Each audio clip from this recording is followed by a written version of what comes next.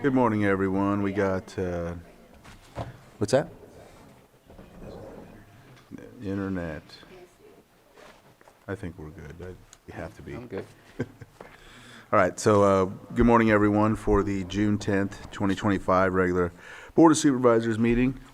We're going to go ahead and call this meeting to order here, and we'll start off with a moment of silence. Does anybody have, Supervisor Sabatier, you want to go ahead and start off? So an unfortunate event occurred over the weekend. The majority of the community has come to be aware of this. Unfortunately, during a summer trip outing to Hidden Valley Lake, a 14-year-old who resides in the city of Clear Lake, Andrew Roberts, went missing and eventually was found drowned and deceased. I don't want to go into any specific details. There's still more investigation going to get more information, but this has been huge for Canocti Unified School District. He was at my wife's school. Her staff is going through a lot of difficult times right now. A lot of his friends and his classmates are going through some difficult times, and I think it was shocking as a whole to the entire community that this has happened to a young individual just doing what we all do every single day, trying to enjoy our lives and have a wonderful day in summer when it's hot out there. So please think of Andrew Roberts today, think of his family and all the people that has impacted him, and very thankful for those that went out, the search and rescue, looking for him. This was a county-wide effort to try and find him, and unfortunately the worst possible outcome is the outcome of this. But I'd like to think of Andrew Roberts today for a moment of silence.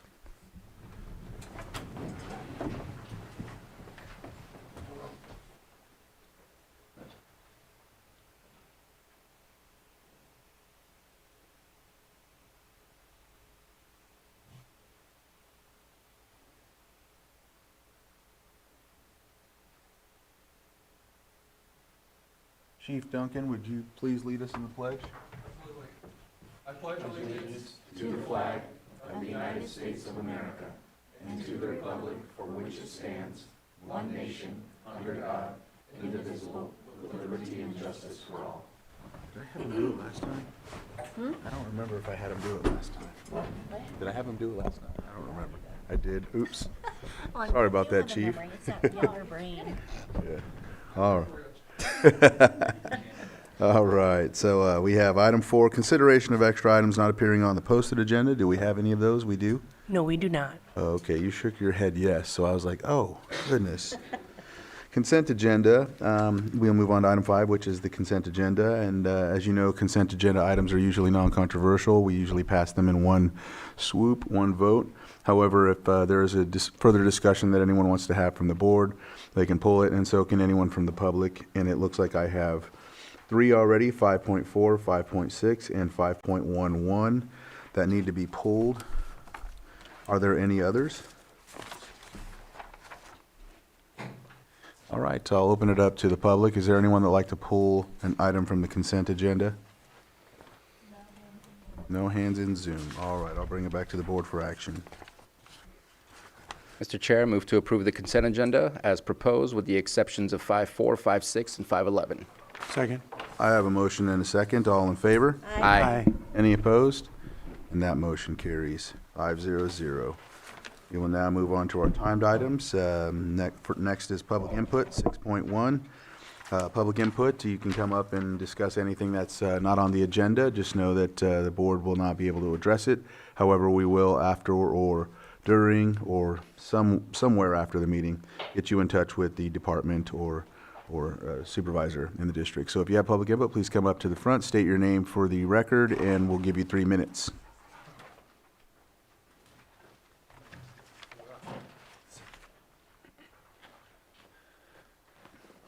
Chairman Crandall, supervisors, I was here last week and presented a concern concerning the watershed official survey that was put out. I asked 3 questions. I sent an email out following that with the documents for your convenience so you could take a look at them. I asked the question, did the supervisors know of this survey? How much did we pay for SCI Consulting for this survey? And who approved the effort? I have since found some information that it looks like it was approved by the board in 2023 to do some kind of survey like this. I can't believe in reading the survey that the board would have approved what the survey is. So I received no feedback except here recently about that. At some point in time, I would appreciate us having a frank discussion about this. Transparency is critical for this kind of issue. Since then, since last week, I've been approached by several citizens of Lake County. Some who received the official survey and some who had heard about it from others. Straight to the point, there is a concern about being deceived by the board because of this survey. Some have received, or excuse me, some have said that this is a ploy to shield the board from involvement in raising taxes. There are questions that this has happened before. Has this happened before? In other words, is this a standard practice of the board to run this kind of propaganda in trying to raise our taxes? I do not entertain such conspiracy theories. I don't entertain these conspiracy theories, but without an honest discussion with the board, it is not possible to determine the truth without performing an audit of the budget, the actuals for the budget, and then performing an efficiency review. I did this for many, many years with some pretty big companies. The federal government calls this a Doge. We now have a group assembling that has the intent to perform these audits and report back our findings. I thank you for what you guys do here. You don't have an easy job. You got a lot of rabble-rousers. You got people that aren't happy. You make decisions that 50% of the people aren't happy. But I encourage you to be transparent with what you're doing. Transparency is critical. So I thank you, and I look forward to, at some point in time, having a discussion with the board concerning this. What's that? Oh, yes, sir. I know we got your name last week, but if you can let us know your name for the record. Patrick Ridgel. Patrick Ridgel. 408-807-4973. 408. Thank you. I didn't get that.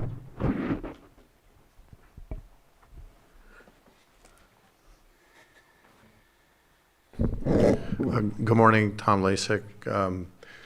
This is an issue that is not on the agenda for the Board of Supervisors, but it is on the agenda for the Planning Commission, which is in 2 days. If you recall, back March 18th, this board, when it was discussing the Cannabis Ordinance Task Force, all of the board members requested that you can't outdo a pet when it comes to stuff like this, but requested to see the information first before it went to the Planning Commission. I think Supervisor Tues first brought it up. According to the transcript that I reviewed, Supervisor Pyska said she would also like to see the summary beforehand. Ms. Owen also said yes, and Vice Chair Rasmussen said he would also like to see the information beforehand, and Chair Crandall reiterated that and confirmed that the board received a formal consensus that they would like to see that information come before the board before it went to the Planning Commission. Also in the transcript, Director Turner said she could do that it was a good idea and it made sense. However, it is on the agenda for Thursday, and I do not believe the board has yet seen it, and I'm respectfully requesting that somehow the board or CDD ask to have that pushed to a date time uncertain to allow the board to see it as they originally requested. And then also just to note that some of the things that were agreed to be put in the list, considerations from the public, still aren't there. So I think in order to avoid conflict, it would be a good idea to follow the request that the board put forward back in March. And that was for cannabis? What's That was for cannabis? That was the Cannabis Ordinance Task Force update, March 18th. Around an hour and 12 minutes into the recording, you can see the discussion. And I think it was the right thing to do. And I think, I mean, it's been almost 3 years. Another week or two wouldn't hurt, and it would allow you all to see it the way you originally requested. Thank you very much. Any other public input? Go ahead.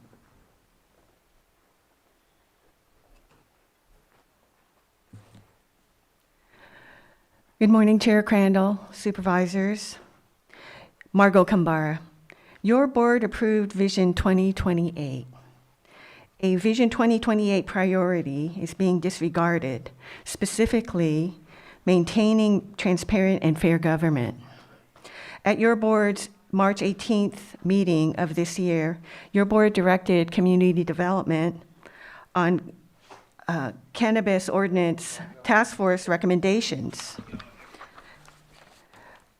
Your board instructed CDD to bring a summary of task force recommendations to your board before asking input from other board-appointed bodies. Despite agreement by Community Development Director Turner, this action did not occur. On the Planning Commission meeting agenda for June 12th, 2 days from now, on the agenda is an item, quote, consideration of summary cannabis policy recommendations and requests for Planning Commission recommendation or recommendations. And this is counter to your board's instructions to CDD. At the March 18th cannabis update, Director Turner told your board that the ordinance revisions would go to your board, the Lake County Ag Advisory Committee, and then to the Planning Commission. I respectfully request that your board take action to restore your board's direction to Community Development Department concerning the cannabis ordinance recommendations. Please have the recommendations go to your board as instructed before going to the Ag Advisory Committee, before going to the PC, the Planning Commission. At present, it's premature for the Planning Commission to weigh in on the cannabis ordinance. Community concerns have not been addressed. If the only avenue of public comment on the cannabis ordinance is in 3-minute increments per community member before the Planning Commission, Ag Advisory Committee, and your board, community concerns will not be adequately addressed. A serious public policy discussion cannot be conducted in 3-minute increments. Not addressing community concerns is not fair and does not reflect transparent and fair government. Thank you. Thank you. Is there any other public input in the chambers? How about on Zoom?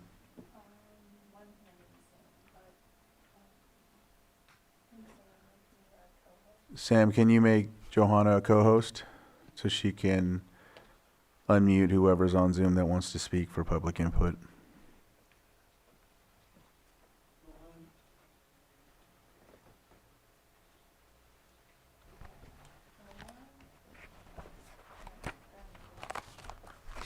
All right, if you can state your name for the record. Good morning, this is Omar Afifi with 3D Built. Start 3 minutes. My name is Omar Afifi. I'm a developer and I own a construction and a construction management firm. One of the former employees with Caltrans was the local government oversight, told me about your county to go do some of the development, senior citizens, senior housing in different counties and rural counties. So I thought I consider Lake County.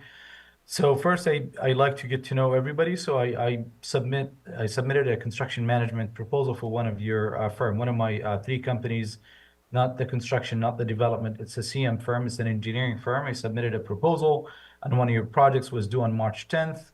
Per the guidelines of the project, the announcement was supposed to happen in April. I reached out to the Glenn March, who was responsible for this in April, about 2 weeks after the deadline. He responded back to me a few days later that they're going through some internal issues. So I waited a couple of weeks, reached out to him. He never replied back. I reached out to him a month later. He still never replied back. I reached out a month and a half later, didn't reply back. So I got very frustrated with him not responding to my emails. I reached out to Susan Parker. I sent her an explanation that I followed the dates in the outline in the RFP and no response. And I gave her a list of the dates and everything. And instead, she responded back by saying, "Thank you for sharing your experience and concerns." Like, it was a very condescending, nonchalant, "I don't really care what you, this is your feelings," or something. This is not my feelings.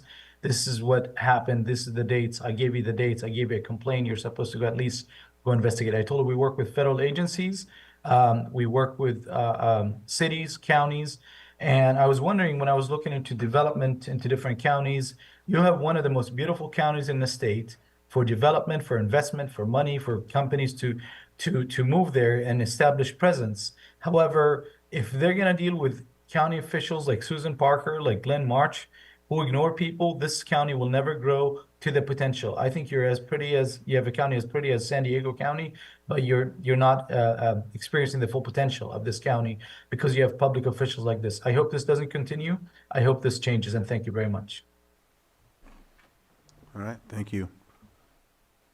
Any other hands in Zoom? All right, with that, we'll close public input. We'll move on to our next item, which is 6.2, Pet of the Week.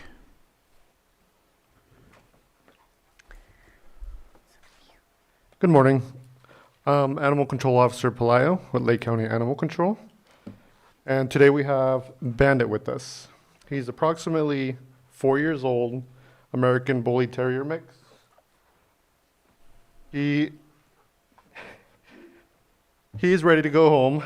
He's been with us for about 25 days. He's actually very good with other people, other dogs, from what we've been able to experience. We also wanted to give thanks to the community for coming together on Saturday for our free adoption day. We came out with a total of 27 dogs and cats being adopted, which we actually still have some left over if anybody would like to come down and take a look at some. They are reduced costs thanks to that SPCA already taking care of some of their spays and neuters. So yeah, we are located at 4949 Hellbush Drive in Lakeport, and you could always reach us at 707-263-0278. Thank you, guys. It's too bad I already got one. Thank you so much. And thank you for the update on the adoptions as well. Have a nice day. You too. Stop it. They're trying to convince me to take. Does look like my old dog Chloe. So anyhow, next on the agenda we have our 6.3 consideration of presentation by California State Association of Counties. This is sponsored by Supervisor Pyska and Sabatier, and we have Graham Nouse here that will come up, and you can actually come up here. Get comfortable. Yeah. I don't need a leash. Probably a shock collar. With a prong collar too, or either one. If you two want to say anything to start out. So CSAC reached out. They are going to different counties, currently doing a little bit of a tour. We actually were honored to have them take a tour of Lake County not too long ago. Unfortunately, Graham was not able to be part of that cohort, but we had Chastity, we had Bruce Gibson, the current president at that time, Michael Sweet and others that showed up to check out what we were doing. Today is really just information on what CSAC is working on. There's a lot going on at the state level. We appreciate the advocacy that CSAC does for us. I know that Supervisor Pyska and I are part of the committees that are part of CSAC, but all of us on this board can take part of CSAC anytime. There's not a minimum number or maximum number of supervisors that can take part, and I hope that we can kind of touch on some of how our after the information you want to provide for us, if we can also touch on how our staff and all supervisors can engage with CSAC. The better the engagement, the better the outcomes. So pass it on to either Supervisor Pyska or Graham Knauss. Great. Good morning. Good morning. Yeah, I was really disappointed not to be able to join the crew as they were out here. As someone that grew up in Humboldt and has driven up and down this corridor probably 10,000 times in my life, the contractor that spoke earlier is exactly right, which is this is an absolutely beautiful county, and driving in the morning early in the summer is flawless. So delighted to be here. I want to talk a little bit about CSAC, what we do, and also to really celebrate the presence that Lake County has outside of your borders, but in pushing forward your community, because it's a lot. And it's a lot with Supervisor Spatier on our board and Supervisor Paiska, who serves as the alternate. But also, we have 5 policy committees at CSAC that cover all the scope of services that counties provide. And 2 of those 5 are chaired by Lake County supervisors. So 5 committees. There are 296 supervisors in California, and 2 of those 5 committees are chaired by members of this board. That is where our legislative platform is created, and so that's our bread and butter about relative to what we are doing on behalf of counties all across the state, and that's awesome. So Supervisor Spatier serves as the chair of our Administration of Justice Policy Committee, and I'll talk a little bit about some of those issues in a moment. And Supervisor Paiska serves as the chair of our Ag, Environment, and Natural Resources Committee, which includes our disaster portfolio, wildfires and other natural disasters, which this county knows all too well. And so I'll chat a little bit about that as well. Lake County is 164 years old. CSAC is not quite there, but we are 130 years old. We are the 2nd oldest county association in the country. And we do today what we started doing 130 years ago, which is to lift up communities and ensure that your voice is heard at the state capitol and in Washington, D.C. And the reason for that is because all those priorities that are adopted by the state and the federal governments, they don't get done until counties do something. There's not public safety in your community until the county does something. There's not a criminal justice system until the county does something. There aren't elections until the county does something. There aren't health and human services provided in the community until the county does something. And on and on. There's so much of an integral role that the county has in communities that is often dictated by the federal and state governments, but it can't be done unless you have the resources, the authority, and the flexibility to do it in a way that makes sense in your community. And that's what we seek to do each and every day. And I'll share a little bit about what those priorities are in just a moment. In addition to our core advocacy, we have 2 other parts of our operation that are relevant. One, we have a business arm that focuses on value-added business services that help support county government, or county operations, or that provide direct services to residents in your community where it makes sense, like property tax payment, for example. Our newest endeavor came out of Del Norte County, and that is to serve as the property agent, the realtor for transactions that counties may not have internal capacity to carry out. And so we are doing that with Del Norte County, and we're working on that with Glenn County as well, and others in the space where you may not have the internal capacity in order to manage your portfolio of properties, or in seeking out additional properties, for example, if you need a behavioral health treatment center or whatever it may be. And so if it makes sense, then we're happy to assist in navigating through that. And if you can do it internally, all the better. Please go forward and do great work on behalf of your county. So wanted to reference that. We are at a very interesting time in terms of what's occurring in the legislature. The initial deadline for bills to move from their first house over to the second was just last week. There is one area that is still not settled that is relevant to Lake County, and that is a bill that impacts the carrier of last resort. We are heavily involved in advocacy around that to ensure that nothing happens in communities that doesn't preserve access to critical connectivity. And that is highly relevant in a number of parts of this county and in a number of your colleagues across the state. And we want to make sure that there is only forward movement in spaces where your community has alternatives.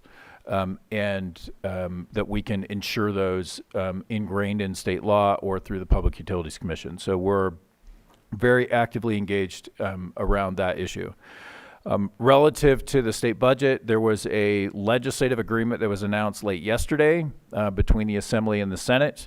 That is not in agreement with the governor. And so currently there is a budget proposal from the governor and there's a counter proposal from the legislature, which they will vote on between now and Sunday to meet their constitutional deadline. There are a couple of items in there that are very important. One deals with Proposition 36, which the voters overwhelmingly passed to change the criminal justice system somewhat and add a real tool related to substance use diversion so that folks could have treatment when it is necessary. In order for that to occur, you have to have funding in order to carry it out. And so that requires investment in behavioral health, investment in probation, investment in the district attorney, investment in the public defender, all of whom have new responsibilities under the proposition. In the most recent proposal from the governor, that was proposed to not be funded at all. And it turns out you cannot deliver services for free. And so when the population, 68% of the voters say Proposition 36 is a top state level priority, we believe that the state should then fund it. It's the only way you can actually do it. And so we continue to push on that. There, in the legislative agreement, there is a modest amount of funding. It's just shy of $100 million. That is nowhere near what is needed in order to successfully carry it out. So our advocacy will continue on that front. The other piece that is relevant to mention here is around homelessness. We've been very active around homelessness in both urban and rural areas for a few years now. There is a program. It is the most successful homelessness program in California. It is called the HAP program. And I'm not going to articulate the acronym because every time I do, I get a call from my team that I got one of the words wrong. So I'm just going to say is a homelessness related program that has a fair amount of flexibility, but unfortunately has only been funded on a 1 year at a time basis, which means you cannot make multi-year investments to truly address homelessness in your community. You're almost required to spend the money inefficiently in the way that it is structured. And so we're pushing back on that. There are dollars in the budget agreement for this, about $500 million. It has been $1 billion a year, and so what is currently on the table is half of what has been in place for the past few years. And so that we have some concerns around having the same expectations of what is happening or higher expectations in terms of what is happening around homelessness, and yet half the funding in order to make that happen. We also continue to believe that until the state clearly articulates who's actually supposed to do what level of work around homelessness, then there's going to be more spinning than is necessary and a lot of folks looking at others who haven't done as good of a job as they could have, although no one actually has clear responsibilities. And so it is almost mind-boggling that as it relates to homelessness, it is the only policy area in California's 175-year history where there's absolutely nothing in state law that says who's supposed to do what. It's the only one.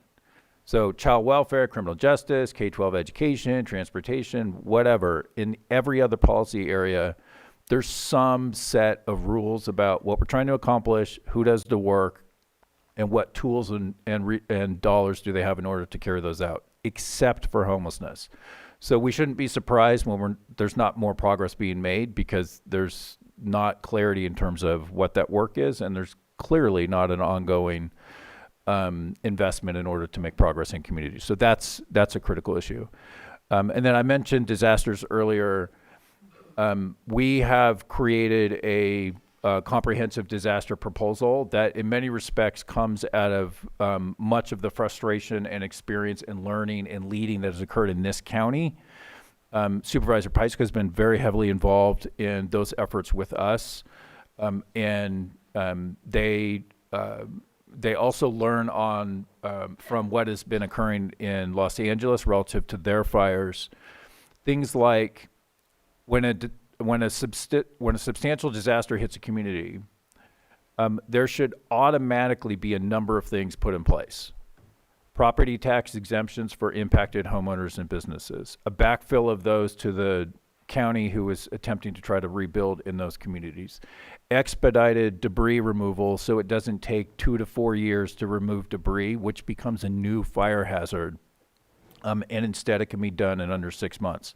So there's some things that we think should happen automatically the moment that there is a declared disaster, as opposed to each of those that you have to fight for in the legislature for funding or with the governor's office to get emergency authority. And we believe that whole structure and many other things should be put in state law so that there's no question in communities about what's going to happen, and you can invest your resources in working with your community to lift it up. So we continue to work on that as we're moving ahead. So that's a critical area of focus for us. Ultimately, we do as y'all direct us to do, because I'm fortunate to have 296 bosses and 5 of them are here. And so I'm very thankful of that.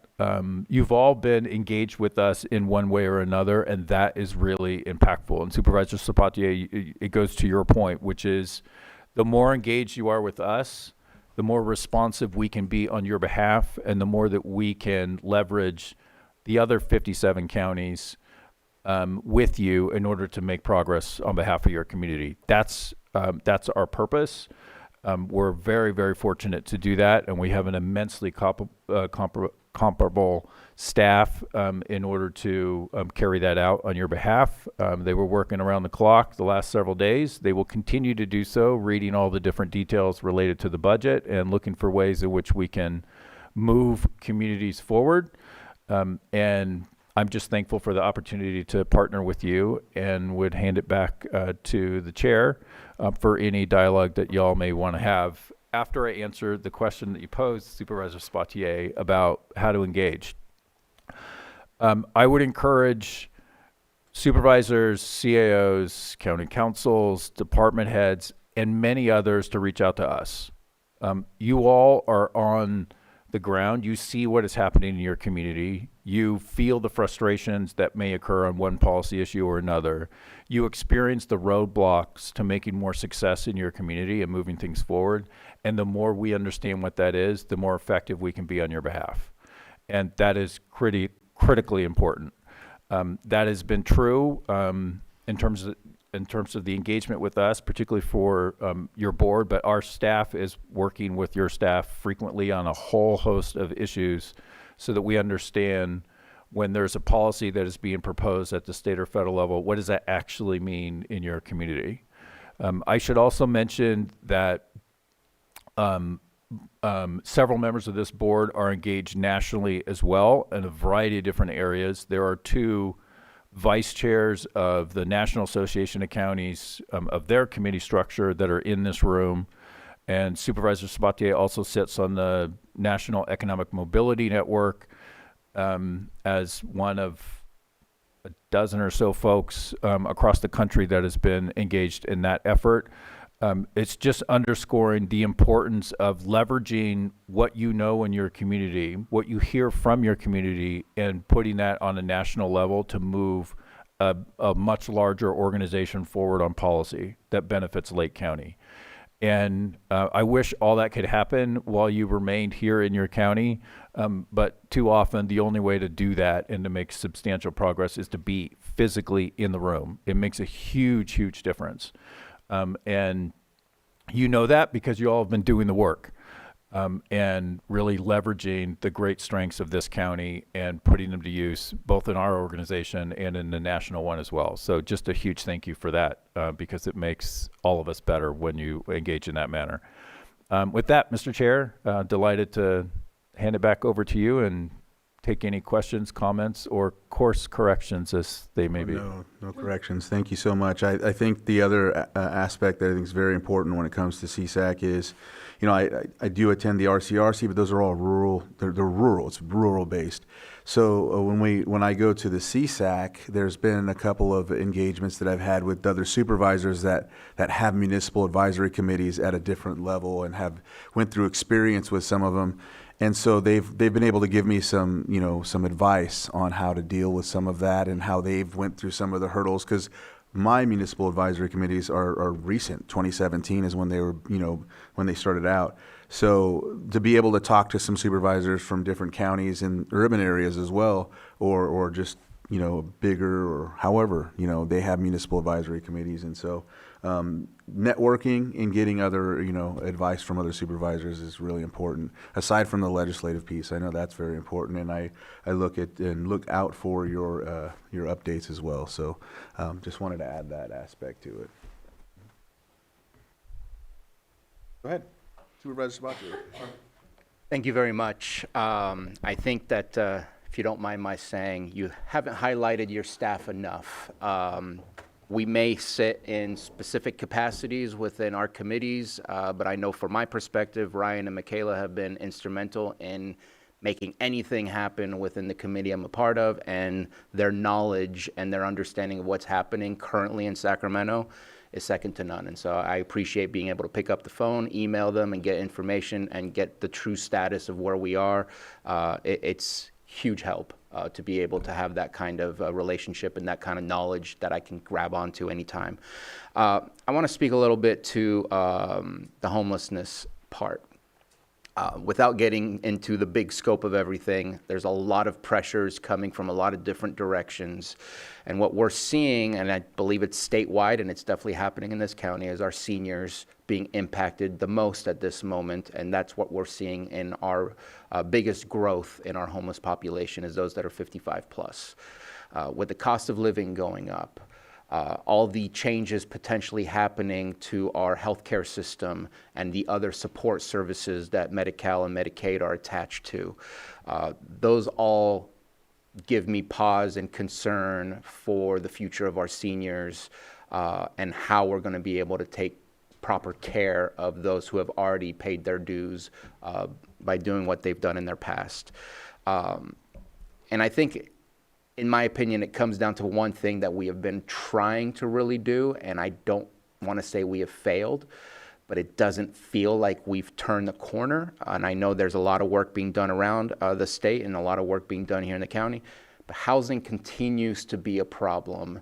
And the lack of housing is one of the biggest factors to push the cost of living continuously up and up and up due to supply and demand.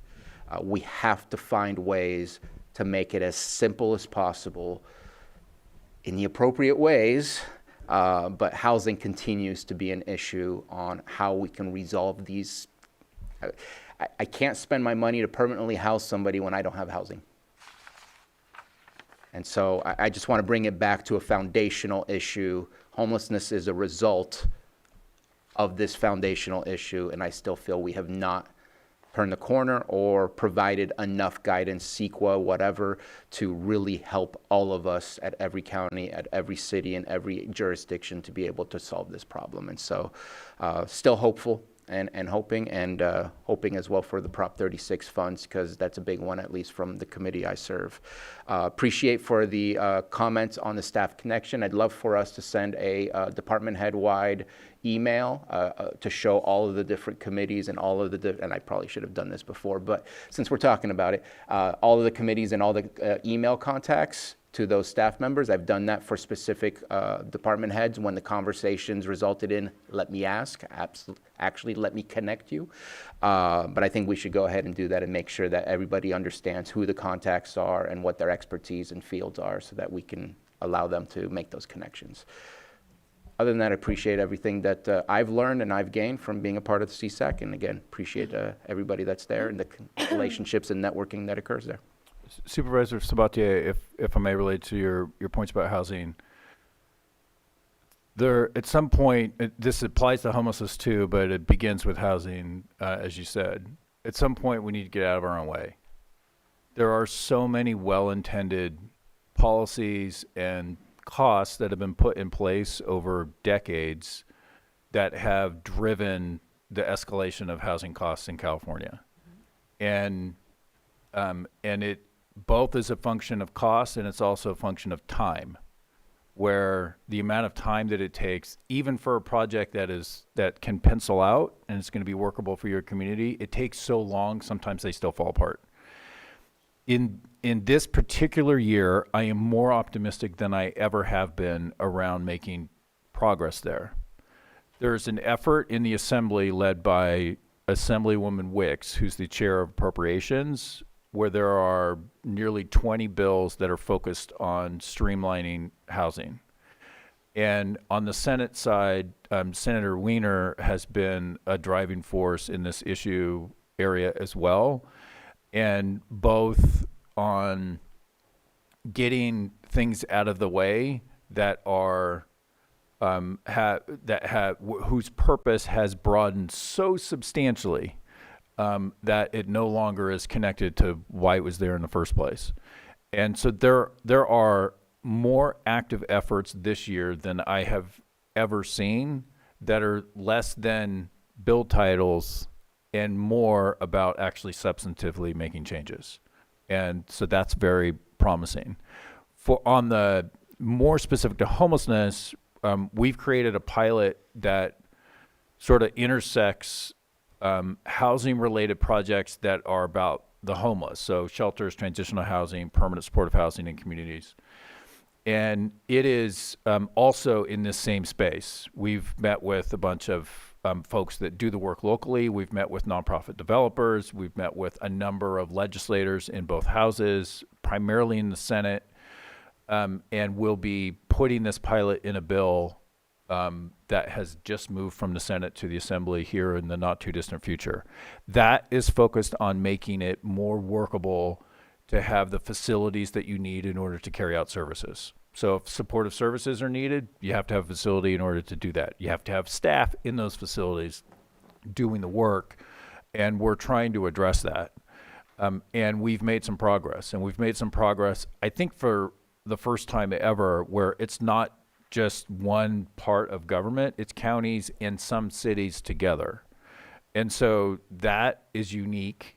And we're trying to shake things loose a little bit so that you have more tools in your community. But it's relevant on housing broadly, and it's most certainly relevant specific to homelessness. So really appreciate your points.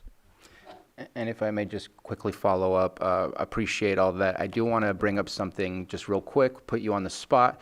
When we did have a visit from CSAC and your crew, we did talk about the lack of engagement with your grant program. I want to make sure that because we talked about negotiating, how can we get Lake County involved? The grant program would allow us to have an easier access to grants by going through that program. I want to get us back at the table to continue and negotiate. What does that look like, and how can Lake County best utilize that grant program, because we have not utilized it at this point. Yeah, just for awareness for folks, it's the CSAC Grants Initiative. It's housed underneath our 501c3 foundation. The whole purpose of that, which was driven by one of our past presidents from a rural county further north and to the east of you, and that was that often in rural counties, you do not have sufficient internal capacity to go after state and federal dollars that could be very valuable in your communities. Sometimes the strings are too great to make it worthwhile, and sometimes the strings are not too great, but if you don't have the capacity to pursue those dollars, then they don't come to your community, they're going to go somewhere else. And so there are a number of counties that are part of that. What we've learned is that's actually also a suburban and urban county problem too.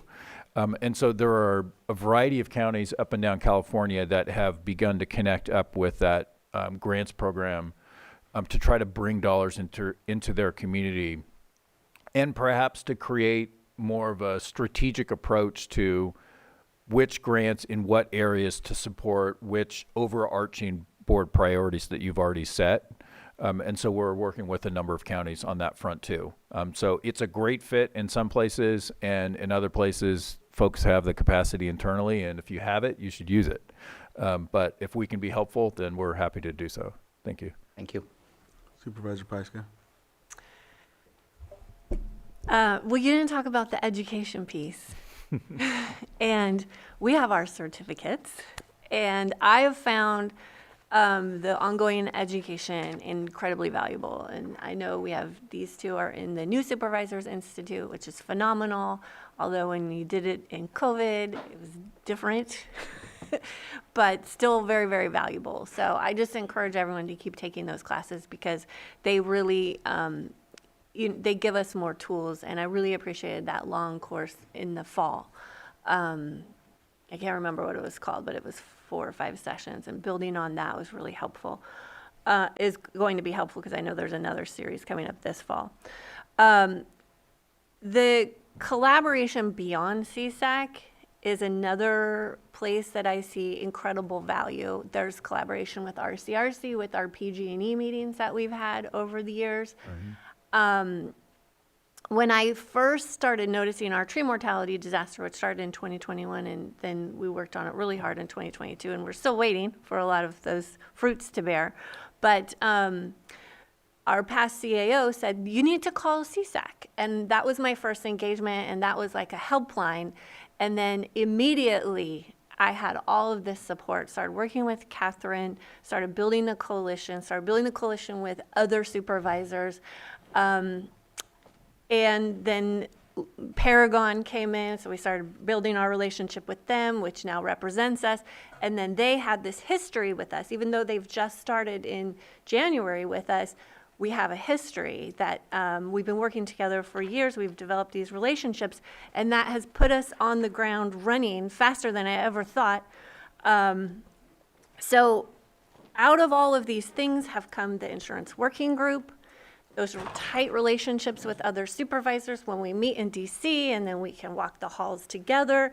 And then we put all of our experiences uplifted together so that we have a stronger voice. Because right now the county voice is more important than it has been, I think, at least in my 5 years, at the federal level of showing what these decisions, how these decisions are impacting us down here, and particularly with the Intergovernmental Disaster Reform Task Force and choices that may or may not be made with FEMA, and the mitigation work that we have to rely on for the future of our counties. So your willingness and your staff's willingness to reach out beyond your organization is really paying dividends for us at the county, and I really, really appreciate that. You're welcome, Supervisor Pyska, and also goes to Supervisor Crandall's point. We work very closely with RCRC. My counterpart there and I have talked probably 3 times a day the last week. Yeah. Pat's a good friend. We do a lot of work together. The 2 organizations do a lot of work together. And that's exactly what it should be, because we're trying to accomplish the same thing, which is lift up counties and ensure that communities have what they need in order to be successful. But there are so many others that are out there as well. California counties are fortunate right now, where the National Association of Counties president is from here, Supervisor James Gore from Sonoma. That's really valuable. So the Intergovernmental Task Force on Disasters that you referenced, Supervisor Pyska, came out of his experience with fire here in California in his community, and is informed by your work here and others also. That's really powerful, because that's now that's driving national priorities for for a county related organization. I'm hopeful that FEMA is one, that it exists, and 2, that there's a lot of learning and rehaul that is done in FEMA because it could be far more responsive, whether you are an impacted homeowner or business or whether you are a governmental agency trying to figure out how do you bring your community back, and that there's greater clarity about what you should expect. And the number of what I would frame as no-brainer reimbursement claims that have been denied 5 years later after you've tapped your reserve to fund it because you don't have a choice is not acceptable. And that has to change. And the fronting of money that is required by every county and city that faces a disaster across the country is also not workable, and that is particularly true in rural communities. And so we've been pushing for that to change. We've also been pushing for the threshold of when you meet, where you meet the FEMA threshold is also changed because it is based on a flat number of houses as opposed to a percentage of your housing stock. And a flat number of houses in a much larger community, it doesn't take that big of a natural disaster to get there. It's still awful, but it doesn't take the kind of scale that it takes here. And so you shouldn't be living in the same rules as a community that has 3 million people. And so that should be structured differently, and we continue to push on that. And those things come from here. They come from the work that you've done, Supervisor Pyska. They come from just the conversations that we've had with members of your board, with your staff, with Mendocino County that has experienced significant issues, Sonoma that's experienced significant issues, Ventura, where I'm going tomorrow, that has experienced significant issues in this area. That's where it comes from. And we now have an opportunity to both drive that here in California, but also to try to do so nationally because change is needed. That isn't political. We don't sit on the political spectrum at all. We just want communities to have the resources, the authority, and the flexibility to do things in a way that makes sense to them. And that is different here than it is in other communities, and that's okay. We celebrate that. Your community's different. And so to us, it's fairly simple.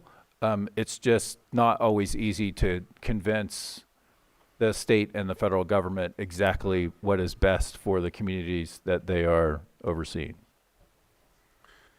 So I'm going to go ahead. Oh, sorry, I didn't see it, Brad. Go ahead.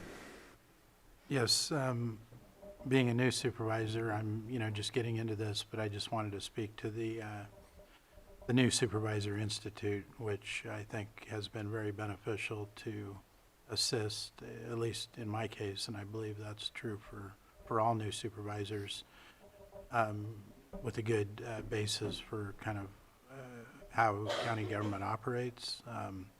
And we still have one more to go, so I'm looking forward to that one. But just want to commend your staff that runs that as well. I think it's been excellent. Thank you. You're welcome. It's a great program. Glad you're participating in it. Ditto for Supervisor Owens. Thank you. It's been wonderful. I'm going to open it up to the, go ahead. Did you? Oh, no, I was just going to say, there's so many projects that I'm working on too that I would love to make contact and see how it can help in some of the efforts that I have going that are on my agenda. So that would be amazing. Thank you. Please reach out. I'm not going will. to say my cell phone in public, but there are a few members of your board that have it. Okay, and I'll hit them up. Yep, I'd be delighted to connect with you. That'd be amazing. Thank you. All right, I'll open it up to the public if there's anyone that would like to. There we go. Good morning. Good morning. Wendy Bonfrance, Chief Probation Officer. And I'd like to thank CSAC for their partnership with our organization, the Chief Probation Officers of California. And I wanted to point out, related to Prop 36, the legislative budget agreement that they proposed yesterday ignores probation completely. And we urge CSAC and this board to fight for funding for all agencies that are working on the Prop 36 implementation. Particularly in small counties, probation takes the lead on these types of things, and that's what's happened here. We started work groups to implement it as soon as it passed. We brought together local law enforcement, the court, public defender, the district attorneys, behavioral health, and came up with a plan.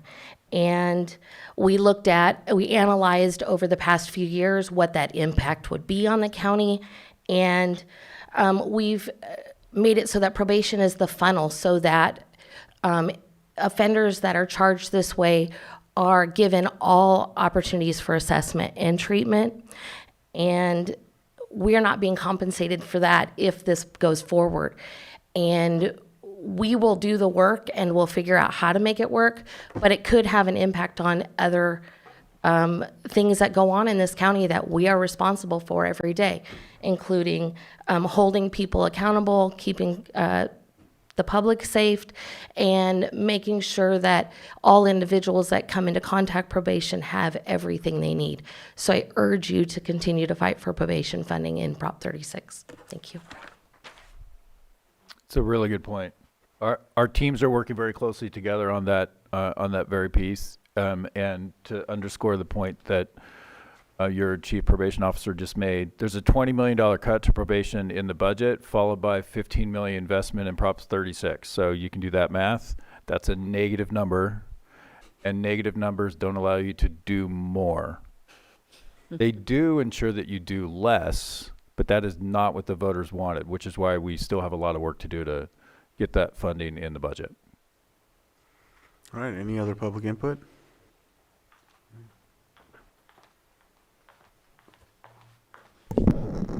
Hi, Elaine Brown, and thank you for being here.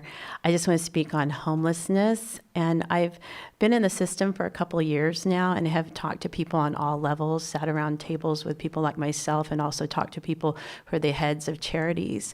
And what it appears to be, just from a teacher's standpoint, is that the state of California gives grants to many charities. So it's a lot of work to write grants in the first place. So a lot of energy goes towards writing grants. And they only get those grants if they're servicing people. I think it'd be great if they were given grants for how well they're able to put people back into society. I think that would be a more beneficial way of financing grants.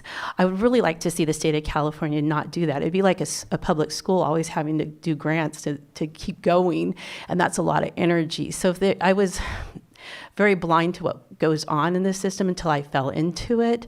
What's there, what kind of resources for someone like myself. They're really like $172 a month for 3 months, maybe plus food stamps and insurance, which I'm very grateful for. But that's not sustainable even for gas money to go from place to place. And the other thing that I found is allocated money. The places you go for services, like say Sonoma County has maybe 30 charities that you're going to. Allocated money keeps them from being able to help someone if they need gas money to go down to see a mother or something of that sort that's in a different locality. It might take 2 days if you have an emergency to go somewhere because everything's allocated. And really sitting around tables with other homeless people, we aren't really clear on how money is spent and who gets what and how that happens. So I think it would be really good to have fiscal oversight, and also to the people that sign in when they go to these different places, that's how they get their grants. Randomly pick people and see how they were serviced by those charities. Were they favorable? Did they really get what they were told they were going to get? Because often I've heard people have done the work, they're told they're going to get money, and then it never materializes. So what happens to that money? I'd like to know. These are just some things. Also, there's some very good things out there. Redwood Empire is amazing. Another place that gets federal funding, or I guess county funding, is Advocacy Wellness Center in Santa Rosa. Another one is one that's done by mostly philanthropy, and that's the Living Room. I really think they should be looked at as models for the whole state. Thank you. Mr. Chair, just to highlight that on our website, for those that are interested in homelessness, on our website there are 2 things that are relevant. First is on this topic, and they're related to each other. The first is we've created the most comprehensive framework to address homelessness in the country, and it's called At Home. There are 6 pillars to it and a ton of policy that's in there, and it maps out who should be responsible for what, so the public knows who to hold accountable for different components of it. So that's first. And then second, the pilot that I referenced earlier, that's also on there. And so there are links where folks can take a look at that and see what is being proposed. we need to do something different. And there's opportunity, but it can't happen here. It needs to happen first at the state level because they're the ones setting the rules. So we're trying to impact that to ensure that you have what you need in order to make progress. Thank you. If there's any other public input online or in the chambers? All right. All right. Supervisor Spatier. Just final words. I felt like you were, I'm giving you a hard time, felt like you were kind of sidestepping saying the word CEQA. I know it's a 4-letter word, but it's okay to say that in the public. But that's the big issue, that we need to have CEQA reform. I do want to share appreciation, and I hope I don't put you too much on the spot, and I think it should go either way, no matter who is in our administration in our state. But I love the pushback that CSAC has been doing, because there are things that just don't make sense from the county perspective, and I appreciate that I'm seeing pushback coming from CSAC. And as far as Prop 36, you're right, $100 million. I believe we're asking for 350 or 400. It's not even close to what we're asking for, and so let's keep pushing for that, and let's see what we can get. So shall it be. Graham, thank you so much. One thing to add, though, is Pat is a taxpayer in Lake County. Just wanted to throw that out there. There's opportunity there. All right. Well, thanks again for the presentation. Definitely we'll be seeing you in Sacramento and whatnot. And again, thanks for coming out and giving us this information and showing what you do for our county and all the other counties. Got it. Thank you all very much. Appreciate it. All right. We're going to go ahead and take a 5-minute break. I know we're behind, but I know we're going to get deep into some other things. So 5-minute break. Actually, we're going to come back at 10:10. There we go.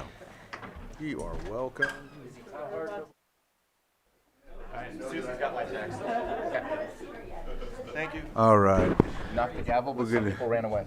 Yeah, we're only 3 minutes over than the amount that I said, so we'll go ahead and move on to our next item.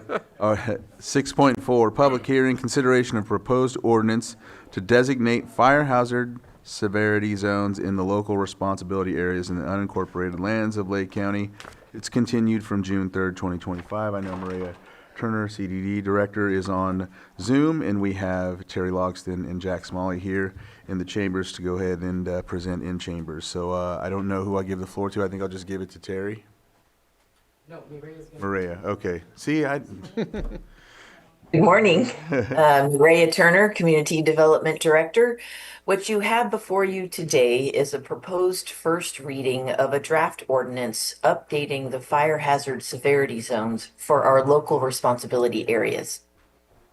The Office of the State Fire Marshal is required to update these designations, and the maps that are attached to this draft ordinance reflect the changes in much of our county that is consistent with our current environmental conditions. These draft maps were put out for public review for a 90-day period, and we did collect input. So the maps were available for the public to review both on the ready.lakecountyca.gov website, as well as in large formats, paper copies on the walls in the Community Development Department. We gathered this public input through email, but it was inadvertently omitted from last week's item. It has since been attached and was available for your consideration for this week. Additionally, supervisors had questions last week. Specifically, Supervisor Owen wanted to know how the changes in the designation of a fire hazard zone might affect development permits. And so I'm going to turn the mic over now to our Chief Climate Resiliency Officer and our Chief Building Official to answer that question and any other questions the board may have. Thank you. Good morning, board. Is this on? There we go. there it is. Terry Logston, Chief Climate Resiliency Officer and Tribal Liaison. I would like to go over this quick presentation. Does that work first? Yes. Okay. So, as you know, the Board of Forestry and Fire Protection updated the LRA, Local Responsibility Area. I'm going to try very hard not to have acronym soup, but there's a lot of it. So they updated the maps of the fire hazard severity zone, and Was received by the County Administrative Officer on February 10th in 2025. On February 12th, the Lake County Community Risk Reduction Authority issued a press release to the public announcing the 90-day public comment period was open, and Community Development, as Director Turner mentioned, has received several comments which are available to the public via the county's website. So what are the zones? Clear Lake, so the maps are required by these two government codes. They identify levels of fire hazard, and there's 3 different levels. Clear Lake and all water bodies were designated as moderate due to infrastructure such as docks and piers, boats, etc., that can catch fire. Your board may recall the damage during the sulfur fire of numerous shoreline structures, including docks that were destroyed. And the Board of Forestry and Fire Protection wants to be very clear that it identifies fire hazard, not risk. We can reduce risk, but we cannot reduce hazard, which includes topography, wind patterns, temperatures, etc. And so the zones are determined using their modeling using the best available science and data, and they develop these hazard zones. And in the factors that are listed, the fire history, vegetation, flame length, blowing embers, proximity to wildland, terrain, and weather. For Lake County, firebrand production and transport modeling included what is locally called the Konocti winds. We've all heard of the Santa Ana winds in Southern California. Of course, those are what drove the wildfires there this past January, devastating the communities. And to a lesser degree, we've heard of Diablo winds in the Bay Area around Mount Diablo. But here in Lake County, we experience what are called Konocti winds. And there's a really good explainer video that CAL FIRE LNU, the Sonoma Lake Napa unit, created a video, and it's posted to their YouTube channel called Fire Prone Areas in the LNU. Why is that? And it was released last May. Can I say something? Sure. And if anybody is interested in those wind patterns, I do have those maps in my office. I do love maps. So, the fire hazard severity zone, wildland versus non-wildland zones. So the photo on this slide is in Scotts Valley, and I believe those parcels are a 40-acre minimum. There may be some that were subdivided, but primarily 40-acre minimum. And as you can see, several of them have all 3 zones: moderate, which is the yellow. Actually, they have 4 zones: the non-wildland gray, moderate, high, and very high. So they explain that how they determine them, and the gray is the valley floor, mostly agriculture.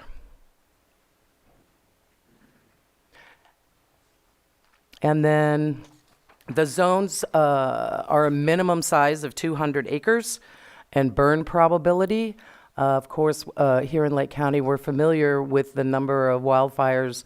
Just in this map is from 2015 to 2020. It does not include the fires the last several years or before that, but they did utilize fire history from 1991 to 2020. And so we don't have, I don't think there's any, I couldn't find any purple on their maps. We don't have any designated urban fire hazard severity zones.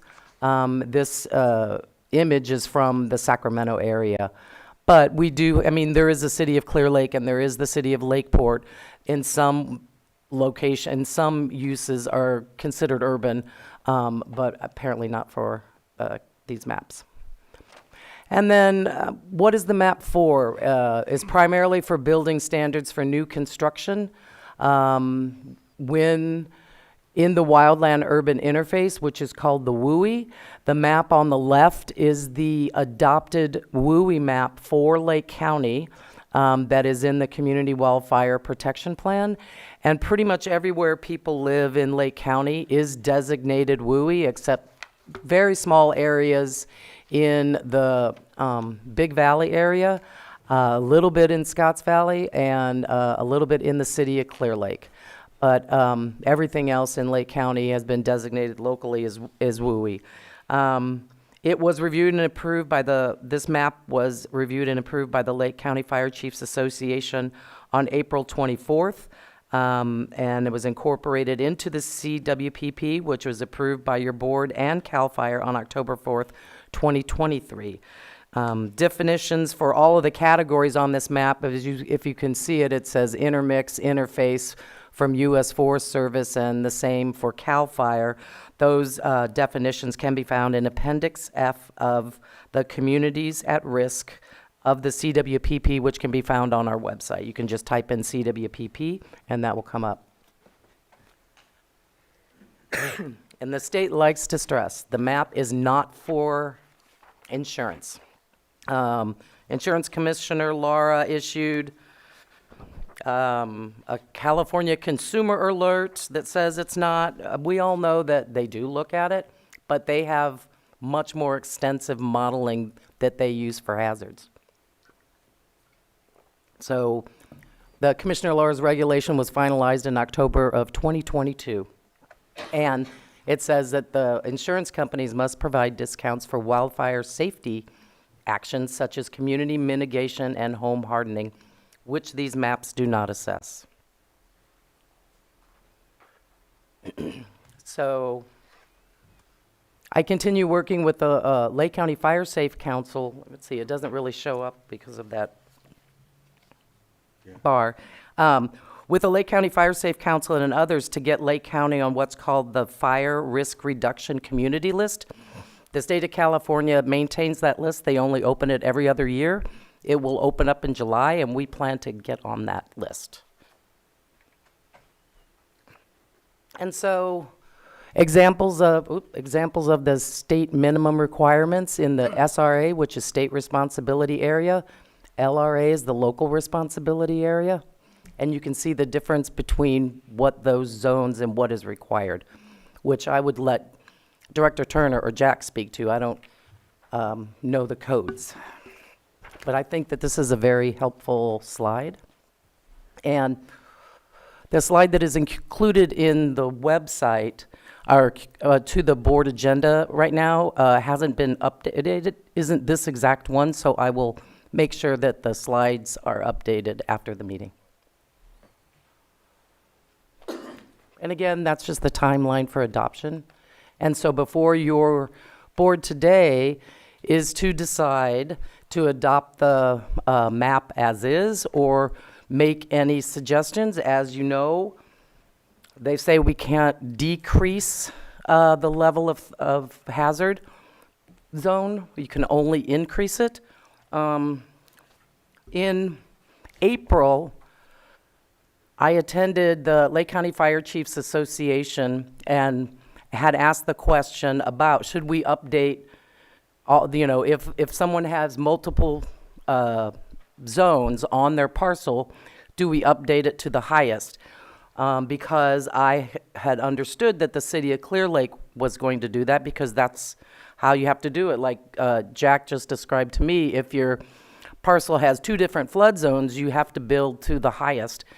But at the fire chiefs meeting, it was explained to me that if you have multiple, if you site your house on an area that's moderate, you only have to build to those standards. You don't have to build to the very high. I asked this question about what we call split parcels to the contact that CAL FIRE gave me. What is his name? Battalion Chief of Land Use Planning, Shane Galvez, who's based in Sacramento. I asked him that question, and basically he said, CAL FIRE does not make recommendations on this topic because it is a local decision made in collaboration with local legal counsel. Although some jurisdictions are considering lowering and other jurisdictions are considering raising, that is up to your board. Thank you. Supervisor Sabatier? Yeah, I just want a clarification. You kind of danced around.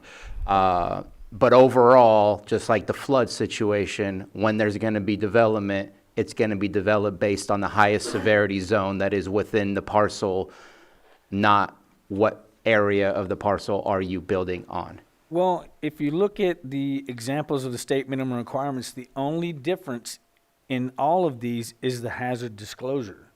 So they all still have to be billed to Chapter 7A or the Wildland Urban Interface, you know, and Well, not necessarily, because Kelseyville is not necessarily within the WUI, so certain ones will have higher levels of defensible space requirements, certain ones will have other different requirements. It's not a huge variation of differences, but my question is, it's still based on the highest severity zone within the parcel, correct? that's the way I personally would like to see it, you know, because safety for life and limb and property is key. But like she was explaining with the flood zone, if you have two different flood zones and your house is in the lower flood zone, that is what you would have to go with. Only if your house touches the higher flood zone.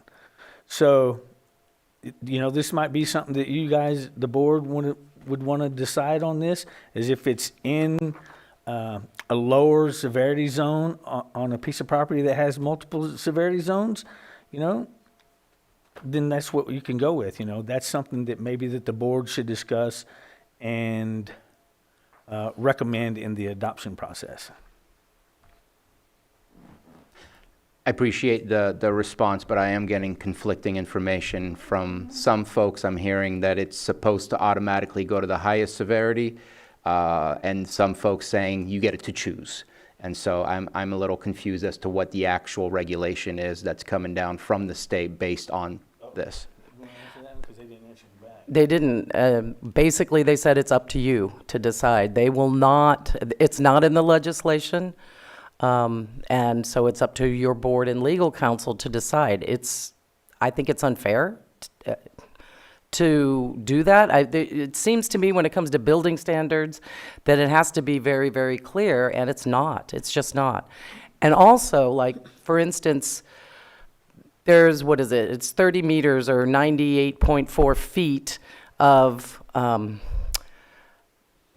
that can be off on the maps just because it's a satellite, you know, that is doing it from the Earth. And if you look at, say, the Clear Lake Keys in Clear Lake Oaks, all of the houses in those keys should be designated as moderate because of the docks that are in the lake.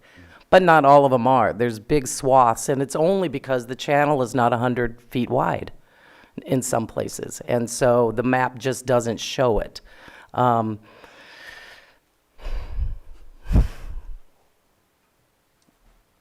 ahead. With this, is there any flexibility? And I'm one that would rather go, for instance, I know I'm jumping around.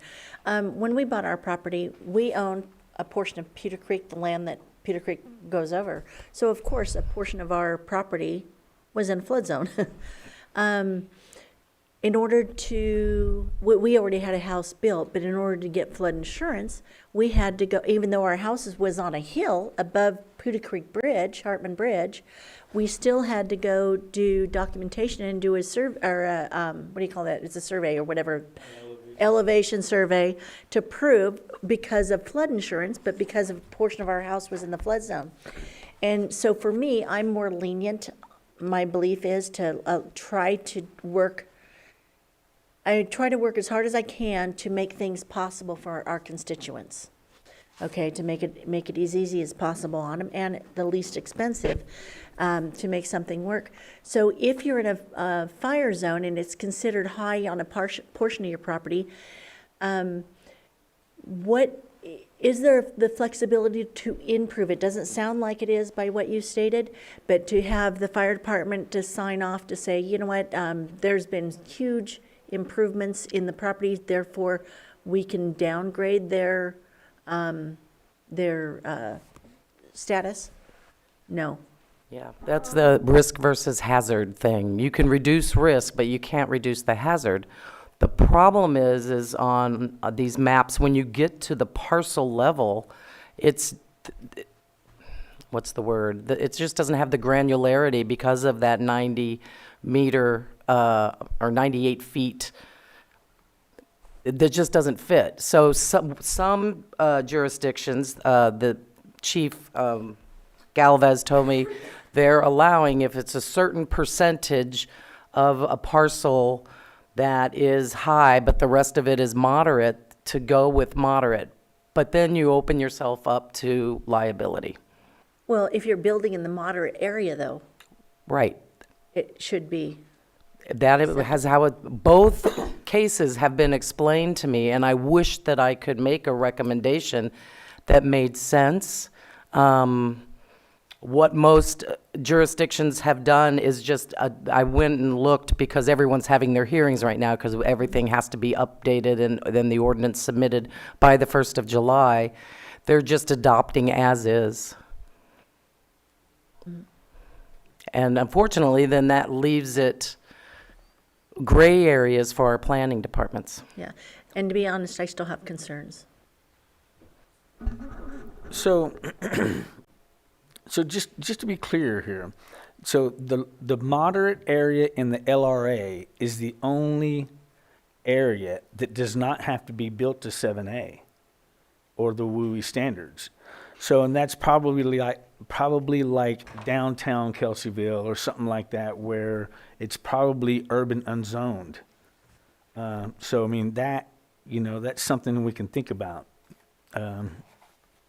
So, I mean, almost every property in the LRA and SRA has to still be built to that ignition-resistant construction. Sure. You know, so it's just a matter of the maps. And, you know, if you do have that double zone on a piece of property, and you are building completely in, I mean, this is a decision we have to make, you know, as a board, whether we want to go more stricter with this or less, or keep it the same. So if we went with that moderate instead of that high on that same piece of property, as long as it's completely in that moderate zone, you know, that's something that we could, that your board could adopt. Do you have any idea, building, a 15 or 2,000 square foot house, what would the savings be, moderate versus high? Well, there wouldn't be any savings because it still has to be built to Chapter 7A. Okay, so it's not, there's no There's not effect. going to be any savings. So there's no effect? No, the only real effect is the hazard disclosure that goes with the high and very high zones. So it's just a hazard disclosure that would have to be. Which, though the insurance companies say they're not Deeds and looking all at, that. you know they're going to. Well, The hazard disclosures is when you're selling the property. yes. Okay. All right, Supervisor Pyska. I'm in favor of just adopting as is today. We are in the middle of updating all of our plans, our safety element, our zoning. These are decisions that we can make as a county down the road in the next year or so as we move through this process. But these are not our maps. No. They're not ours. We can make changes internally as we see fit, but we don't have to make those decisions today. We can just adopt these maps and move down the road and work on what works best for Lake County on our timeline. Yeah, as long as it's, you know, across the board and not less than. Correct. You know, and I agree with that 100%. Okay. Supervisor Owen. And I understand that. If we have no control over any of this, why do we need to vote on it to adopt it? Just curious. Because it has to, because it's a state regulation that we adopt this ordinance. So there's an ordinance that was written that we need to adopt, put in place for this. So, I mean, it's a state regulation. So we really don't have any control. No. We either have to adopt it the way it is or modify it to be more stringent and not less stringent, you know, but we still have to adopt an ordinance. The more stringent, who does the work? That would be more like the dual zones on one property. You go with the higher zone, that would be more stringent. That would be something that we can adopt, you know, or go with the moderate, you know, wherever your house is placed in those zones. The legislation fact sheet that CAL FIRE has online says a local jurisdiction can increase the designation from the one identified by the state fire marshal. If a local agency decides to increase the designation of a fire hazard severity zone, it may do so if it does the following. 1, if increasing the designation to very high, a local agency must make a finding supported by substantial evidence in the record that the requirements of Government Code Section 51182 are necessary for effective fire protection. And 2, if increasing the designation to moderate or high, a local agency may do this at its direction, at its discretion. All right, I don't see anything else, so I'm gonna open it up to the public so we can have any dialogue on that end. And if we have more questions up here, I'll bring it back. Go ahead, come on up, sir.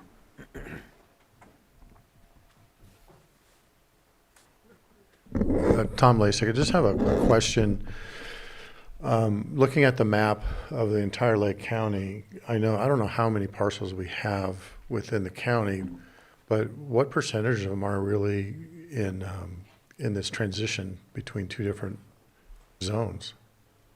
I mean, are we having a debate about 5% of the parcels, 25% of the parcels? I mean, how problematic is this really? And that's in the unincorporated areas. Yeah, exactly. It's just it's a question. I know it's problematic to try to come up with an answer because the probability that it's going to happen at least once. But in the big scheme of things, most of it's red. You know? Yeah, we really don't have that kind of data with this. It wasn't even published with this. Yeah. So, and as you mentioned, between very high and high, it's a distinction without a difference practically. And then then the question is, well, what's the difference between, something that's not labeled and or moderate to the next level? And it doesn't look like there's that much of that anyway. So, I mean, it's an important discussion, but just how many parcels are we really talking about? And in the course of permitting and things like that, in the course of a year, is there something that can be handled on as a one-off until the ordinance is revisited? Thank you. Thank you. All right, any other public input? Come on up.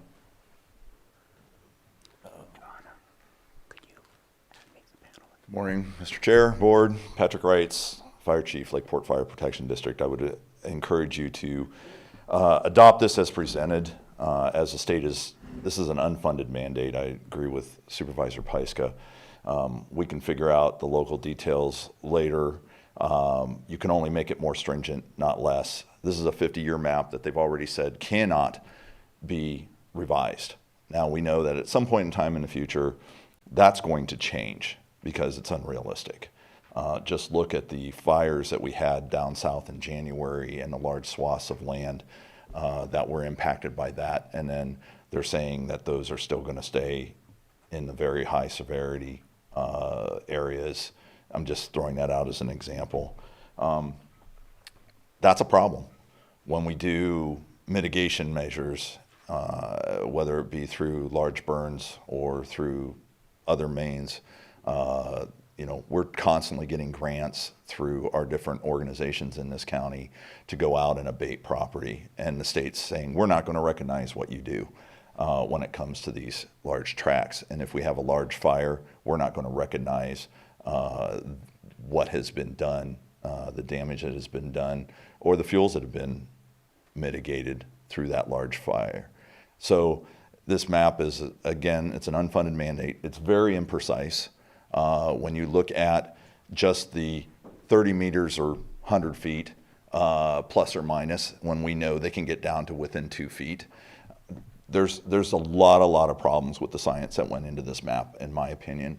And since it is an unfunded mandate, and we cannot lessen the degree of severity on somebody's property, adopt it as is. And then when we start looking at the local impact and the ordinances on what we can do through our building code, our local building code, because there are measures that we can.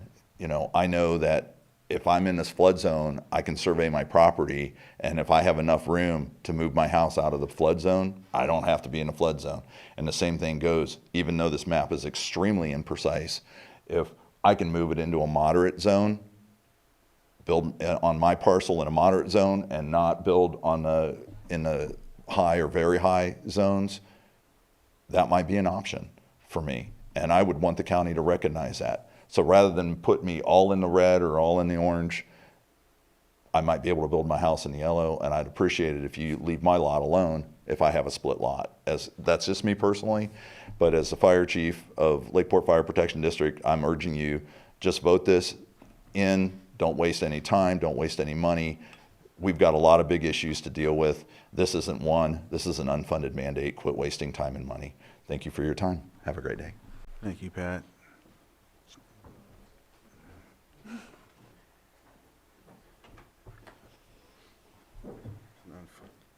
Good morning, Paul Duncan, CAL FIRE. Just want to speak to the split lots. So as clarification, and I made a call this morning, so same answer that you have, Terry, is that if it's split lots, they can develop on the lowest level, and then that is what that structure is considered.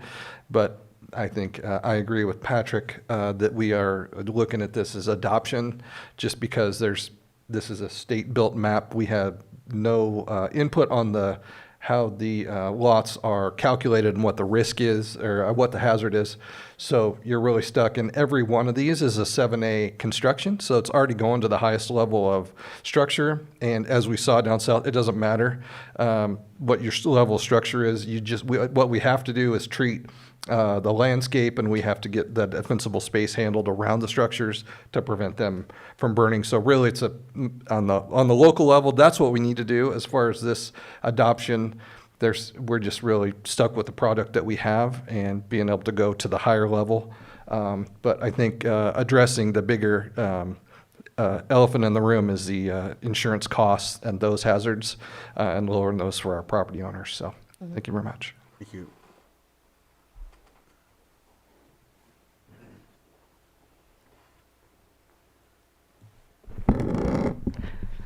Good morning, board.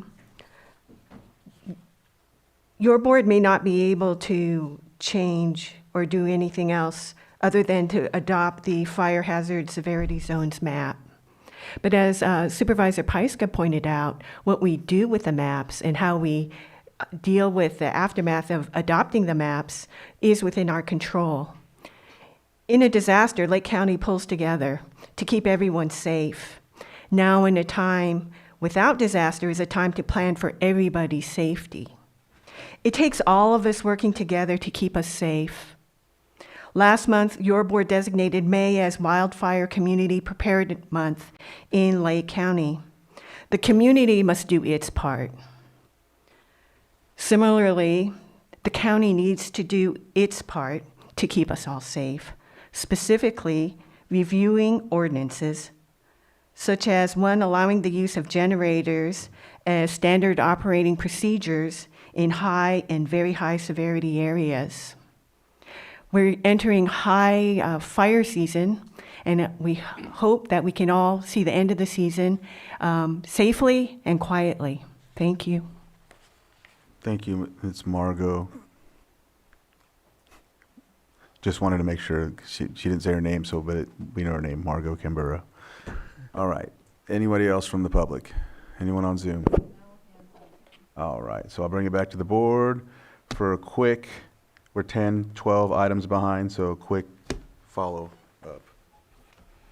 I wanted to just quickly share my screen because I am, just wanted to double check on this. Let me see first.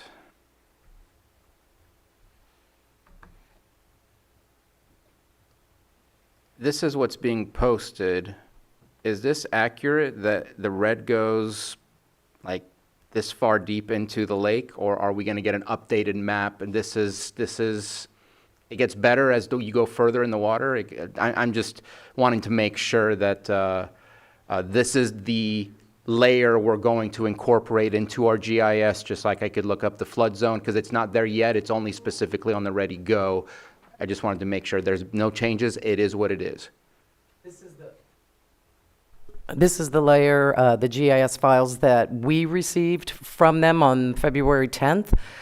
My understanding is we adopt the maps with the ordinance as is. The state will then maintain them. My hope is that it will be better resolution on the state office of the state fire marshal website. But you're right, that is exactly what I was talking about. I mean, it shouldn't be very high hazard into the lake. And then we received public input, and I think that public input is exactly the reason why we approved to move forward and write that letter. So I'm looking forward to that letter so we can move that forward. Thank you. Mr. Chair, I offer the resolution. Resolution has been offered. Actually, Mr. Chair, if I may. Yes, Lloyd. Since this is an ordinance, it's a two-step process, and I could walk the board through that if Okay. your board's willing. Yes, please. And also, as a side note, real quick, it's a typo. On the proposed ordinance itself, particularly on Section 4, there's a reference to the year 2023. The suggestion here is to revise that to state 2025 on Section 4. So it would be the adoption for first reading of the ordinance as amended. And so for your board's consideration, the first motion would be to move to approve the first reading of the ordinance to be read in title only as amended, and then the clerk will read the title. That would be the first motion. So moved. Second. I have a motion and a second. All in favor? Aye. Any opposed? Motion Aye. carried. Oh, you oppose? I oppose. Okay, so we, motion passes 4-1. Chair, I have a quick question. Should we have said as amended? I mentioned. Okay, as amended. okay, I apologize. Okay. Go ahead, Johanna.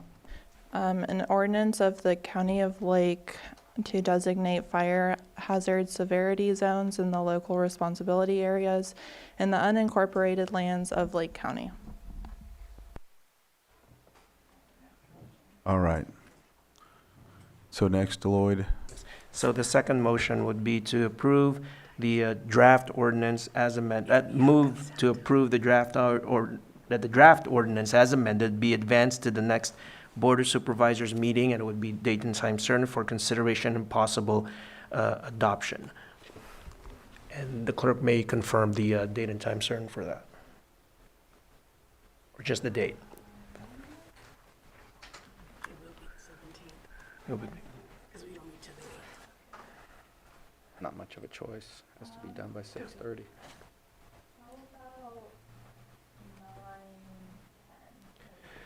That being consent. 9-10 next week? And, yeah, so it can be placed just at a date certain because it can be placed on the consent agenda, so just June 17th unless. I Just put it as a non-time. Yeah, with the no vote that we have, I think it's probably useless to put it on the consent agenda unless she doesn't want to record her no vote on the second vote. That's up to Supervisor Owen. Or just time it, yeah. 9-10's What's the fine. motion again? To put it on the agenda for, go Are ahead. you gonna, what's the? Can you read the motion again? Yes, so the motion would be to approve that the draft ordinance as amended be advanced to the next Board of Supervisors meeting, date and time certain, that would be June 17 at 9:10 a.m. for consideration and possible adoption. So moved. Second. So I have a motion and a second. All in favor? Aye. Aye. Any opposed? Motion carries 5-0-0. Anything else? That's it? Thank you very much. Thank you, Maria. All right, so we will move. Thank you, Jack, and Thank thank you, you. Terry. Okay, keep going, all right. So we'll move on to our 6.5, sitting as the Lake County Air Quality Management District Board of Directors, workshop and hearing for the draft replacement fee schedule, Rules 660 through 662, and updates to District Rules 208.2, 226.5, 433.5, 1002, and 1105, and repeal of District Rules 631, 12.450, and 12.640. And we have Doug Gearhart.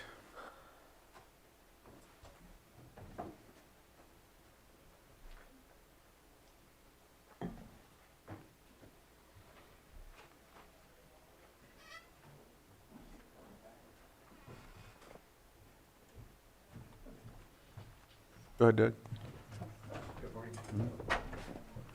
There we go.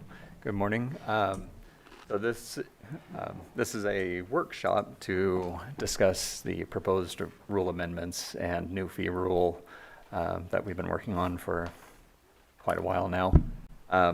We'll kind of go through this is a process that's required by Health and Safety Code. It's been legally noticed. It's, been out for public comment. We have not received any comment at this point. So hopefully we'll receive some comment and guidance here, so we can move forward. So with that, we'll start the presentation in 1 second, but I guess, yeah. There we go. So it is a very long presentation for anyone that tried to open it, but the actual presentation is just the first section, and then the rest is reference materials for questions and things. So the vast majority of it is not something that it will be part of the initial presentation itself. So, yep. There we go. Okay.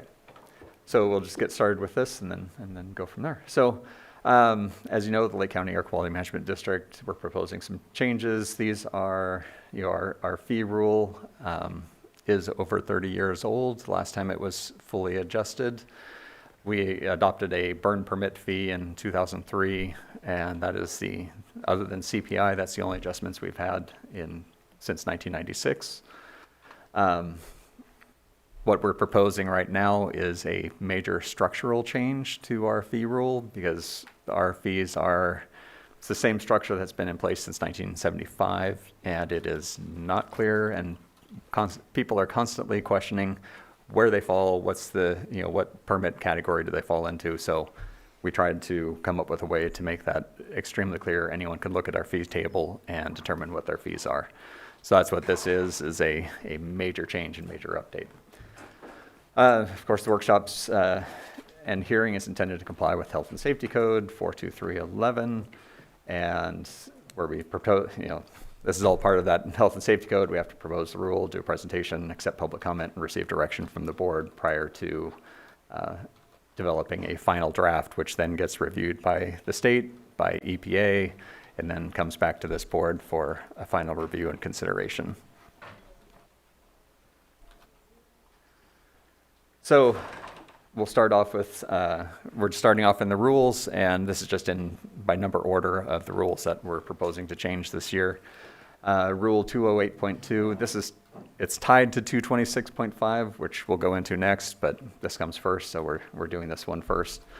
And we're making a slight change to add a correct reference to the agricultural burn hours, because this has burn hours, but it doesn't specify ag versus residential burning or non-ag burning. And so we're just tying it to the actual rule section that has agricultural burn hours in it. And then we have another optional rule related to 226, where we would potentially add some holidays, no burn days, as an option to consider. So we'll come back to that as we go forward. So Rule 226.5 it's the definition. This is our annual burn ban. It's what we're proposing is to change the lifting of the annual burn ban with the new, over the last 5 years or so, fire hazard conditions have changed significantly, and our rule has always been tied to CAL FIRE declaring an end to fire season. But with the change in fire hazard, we are in year-round fire season nowadays, and so CAL FIRE will no longer be issuing that declaration ending fire season. So we had to come up with a way to end the burn ban and without relying on that declaration anymore. So we've been able to work with CAL FIRE over the last few years but it has not been a clean process, and it's been messy, and we know the public's frustrated with it. So what we're proposing is to make a hard change and eliminate that issue, so that'll no longer be a problem. So what we have done is we look back the last 20 years of fire season declarations, and what we came up with is November 15th is the average lifting of the burn ban over the last 20 years. And so a complete equivalent rule would be to end fire season, the air district's burn ban on November 15. We don't end fire season. I'm just so used to saying that with the lifting of our burn ban. We don't, so we would end our burn ban on November 15th. Now, as an alternate, we think November 1st is a very reasonable way to go, but we would have to have an offset to do that, and one offset, the primary offset that we would propose for this board would be to make specific holidays designated no burn days. Because certain holidays, people are with family, there's lots of community events, lots of people out and about doing things together, and those days are the days when smoke impacts are probably the most harmful and most impactful to the community. So that's our proposal. To do a November 1st change would be to make specific, certain specific holidays no burn days.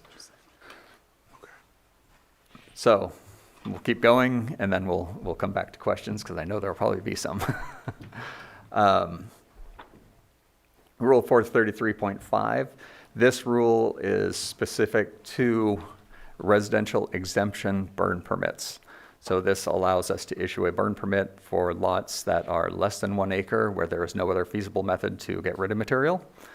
And currently, this requires a fire chief sign off. And because fire chiefs are no longer issuing permits, we've been provided with that. We still coordinate with them, but because they are no longer issuing burn permits, we're updating the rule to remove that requirement. There'll still be coordination on these issues, but it'll eliminate that requirement so that they don't have to be signing permits, and people don't have to try and get in to get those signatures in order to get a burn permit for those few cases where we do have a residential exemption permit. So this is just making that correction so that we eliminate too many hassles for the public. Rule 631, this rule we're actually proposing to repeal at the moment. This is repeal Rule 631 because it's being incorporated into the master fee table. This is a fee rule that's not within the fee structure, so we're repealing it from 631 and moving it into the fee rule categories so that it's actually part of the fee rule section. So having fees scattered throughout the rule book is not something that's easy to track and not ideal. So this is Rule 660 and 662. This is the current district fee rule sections, and these are the ones adopted basically the same as they were in 1975. And what we are proposing is to basically repeal the whole fee rule section and then adopt a whole new fee rule structure, which I believe is 660 to 668. And as you've probably seen in the attachments, it is much more extensive than the current version. There are a lot of changes and a lot of modifications being proposed. So it's basically, it would mean nothing to do a strike-through underlined version, because we're basically wiping everything out and starting over, except for the introduction is basically the only thing that really is staying the same. This also, gets us much closer to a cost recovery, full cost recovery. Right now, we were just doing rough calculations. We're probably at 50 to 60% cost recovery on the permit programs. So, which means we're using reserves, grants, other things to offset, and a lot of salary savings from the short staffing we've had for the last 5+ years. So, proposed fee rules are based on actual staff time. We evaluated each type of facility, how long it takes to issue permits, perform inspections, emissions, do reporting. We have lots of state and federal mandates, all of which are unfunded, and they are unfunded because the state and legislature passes laws and says districts have fee authority, therefore adopt a fee to pay for it. And so we haven't had to do that. We've been able to avoid that since I've been here, over 25 years. But we've gotten to the point where we're not able to sustain that. With the costs increasing so much in the last few years, staffing costs increasing and the need for additional staffing just to keep up with all the state mandates, we have to do a fee increase in order to survive and to meet all of the actual mandates that we have, much less to provide the customer service that the public expects. So some of the fee, some of the things that we're adding, we've also split out emission fees from permitting. So we're calling them emission fees. They are, these are fees that are based on the things that are impacted by the emissions from sources. So we have to do air monitoring. We have a lot of inspections, community issues that relate to sources that are not directly related to the permit for that source. And as we are strictly a fee-based entity, we have to cover the permitting costs plus all the district overhead and all the things that go into all the mandates that relate to air emissions from sources. So the emission fees. Oh, yeah. Yeah, so what went into the fee studies?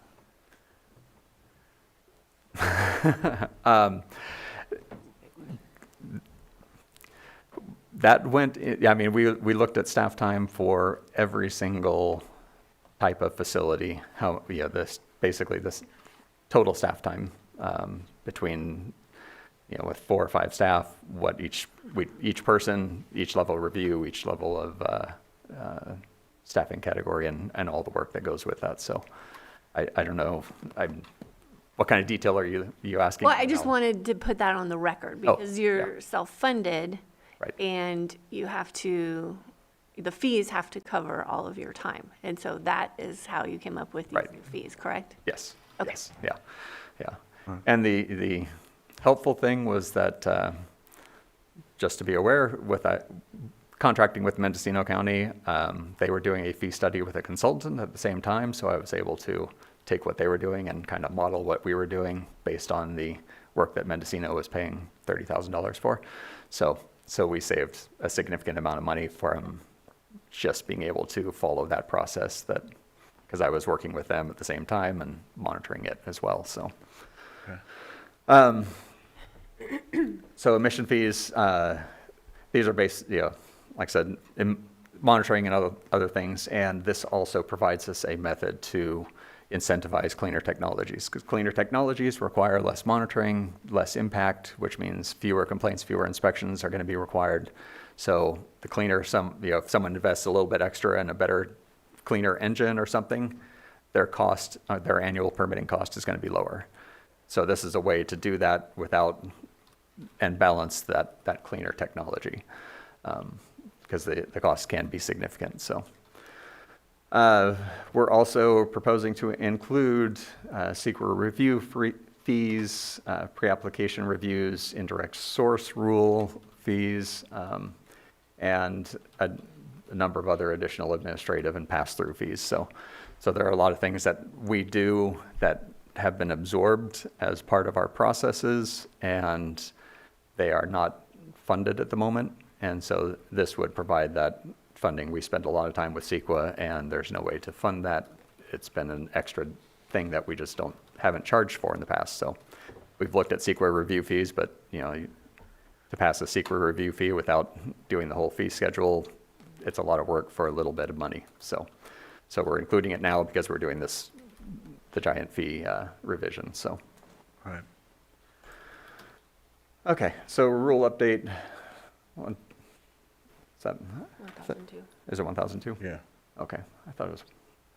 Okay, it might be 1003, but might be a typo. So this is the rule that lists the agencies that issue burn permits, and as the Fire Chiefs Association has sent us a letter saying that they're no longer participating in issuance of burn permits as of this last burn season. What we're proposing is to remove that list and then we're changing that regulations so that should there be a desire to come back into the permitting, we have a method that we don't have to recreate the process and update all the agency names and stuff. We can just come to an agreement on an annual basis to say, you want to issue permits, and we'll negotiate an agreement and go forward. So we're trying to simplify that process so it's a simple, almost a minor MOU type agreement instead of a full rule change update. So that's what this is doing, is taking that list out. The list was out of date anyway, so some of the agencies' names did not match what they were anymore, so it needed to be updated. So Rule 1105. This is the rule that's for agricultural burning hours. This rule we're proposing as a clarification because we were dealing with a couple of the other issues. This was the intent of the rule that was adopted 30 years ago, was to set agricultural burn hours as regular, so regular 9 to 3 hours, extended burn days, and then we have overnight and other special cases. But extended burn days were not specifically listed, even though the intent of the extended burn days was for agricultural operations. So we're just adding that into this rule and making it clear as to what those burn hours actually are, and defining extended burn days so that it's clear and anyone can follow it. So, and then these two rules, these are part of our Title V program, which is major source permits, which have to be, they go through EPA. It's like there's a few facilities that may become Title V in the future here, but at the moment we have no Title V sources. And these are rules that EPA has repealed. And when we adopted our rules, they were part of the federal requirement to adopt those rule sections. So EPA repealed them and said we can't use them. So they sent us a letter last year saying we have 2 years to repeal them. So we're proposing to repeal them and come into compliance. So. And so with that is the overview of what is being proposed, and then we can go into as much detail as you would like, and then get direction on what you would like to see for the burn ban lifting requirement, November 15th, November 1st, and what kind of offsets, or if you want to do November 1st, what you would like to see, or if you'd like us to go forward with some other idea. So, all right.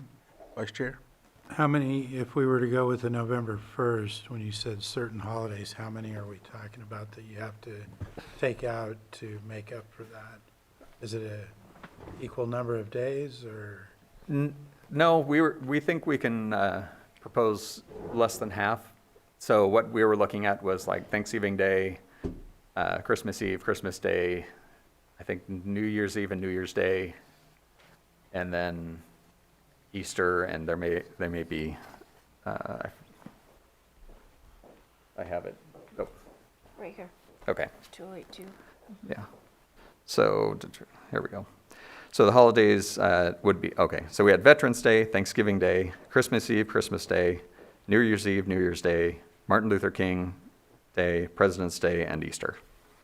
So. And you would have to. But that was just the list of what we thought, just because Would we have to remove all of those to start on November 1st? Or is there any leeway to maybe take some out and not others? Yeah, there's some leeway. We have to make a argument for equivalency, and so at the beginning of the burn season, not everyone has permits, so there is some flexibility that we can argue. But we do believe that holidays, some sort of would be a good day to say, because of the family events. But which holidays and stuff, I just gave you a specific list, so. Right, which on that list, I see a lot of them where people probably wouldn't burn anyway on Christmas and Thanksgiving because they're doing other stuff. But some of the other holidays where they might be off work, where they might try to take an opportunity. So that's why I was wondering if we had any leeway with the amount of holidays we're going to take out. I'm not opposed to starting it earlier to give people more chance to get burning done that we need to get done. So. Yeah. And that's kind of what we were thinking on some of those holidays, is that the impact to the community would be minimal for those that need to burn. That there are very few, especially ag and prescribed burners, that would be burning on holidays. So it's just a few residential burners that would be impacted on most of the holidays themselves. Yeah, and then my other question was on I wasn't really able to tell, but do we have so the fees haven't gone up in a long time. do we have a number of a percentage-wise, how much the jump would be on some of those fees? Okay. Yeah, the fees have gone up by CPI most years, so they have increased. But since 1996, CPI has, let's see, that CPI has gone up 122%, and what we're proposing, like for geothermal power, I grabbed a couple big ones because they would be the most obvious. Geothermal power plants, what we're proposing would be a total of a 75% increase from 1996. So we're still below what even CPI is from 96. Okay. So,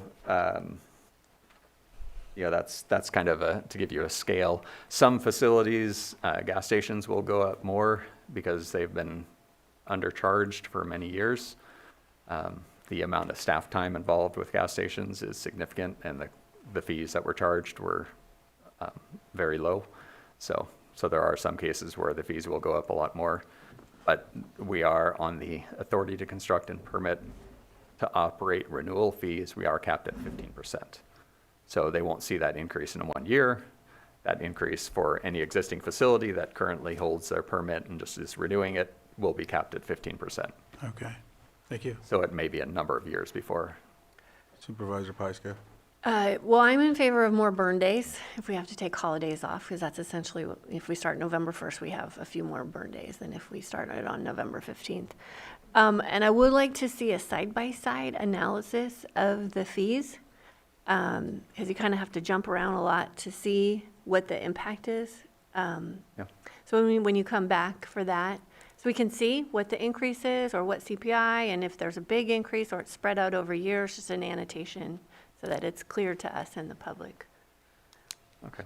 Supervisor Sabatier? I was just going to say that was we were looking at doing that, but it was so challenging because of this structural change is such a significant difference that trying to come up with, which things are most important and which ones to compare would be. I can see how that's So going to be challenging, we can work but, on that. but I'm sure you'll figure it out. Yeah, we'll work on it. So. Supervisor Sabatier and then Supervisor Owen. I appreciate that last comment from Supervisor Pyska. Yeah, going back and forth, the whole thing, the categories don't fit the new categories. It's still category A, but it's no longer the same thing. So I would like to see a side-by-side. I would like to know, can this be split up in multiple years of increases rather than one fell swoop of increase? I was going to say that. Just because I'm a little confused also to what you said. You said in comparison to 1996, it's less than the CPI, but the CPI has been increasing. So are you saying that it's actually a decrease in comparison for geothermal, as you were using as an example, that they're going to see a decrease in their cost? Because that's right. Kind of what I got from your comment was in comparison to 1996, because in comparison to what it is as of now, currently on our fee structure, they're still looking at a significant increase. Right. Yeah, since from 1996, not every CPI adjustment was done. So, and I mean, a lot of them have been done, but I don't know what the history is, but just doing the quick look at the CPI, we haven't kept up with CPI.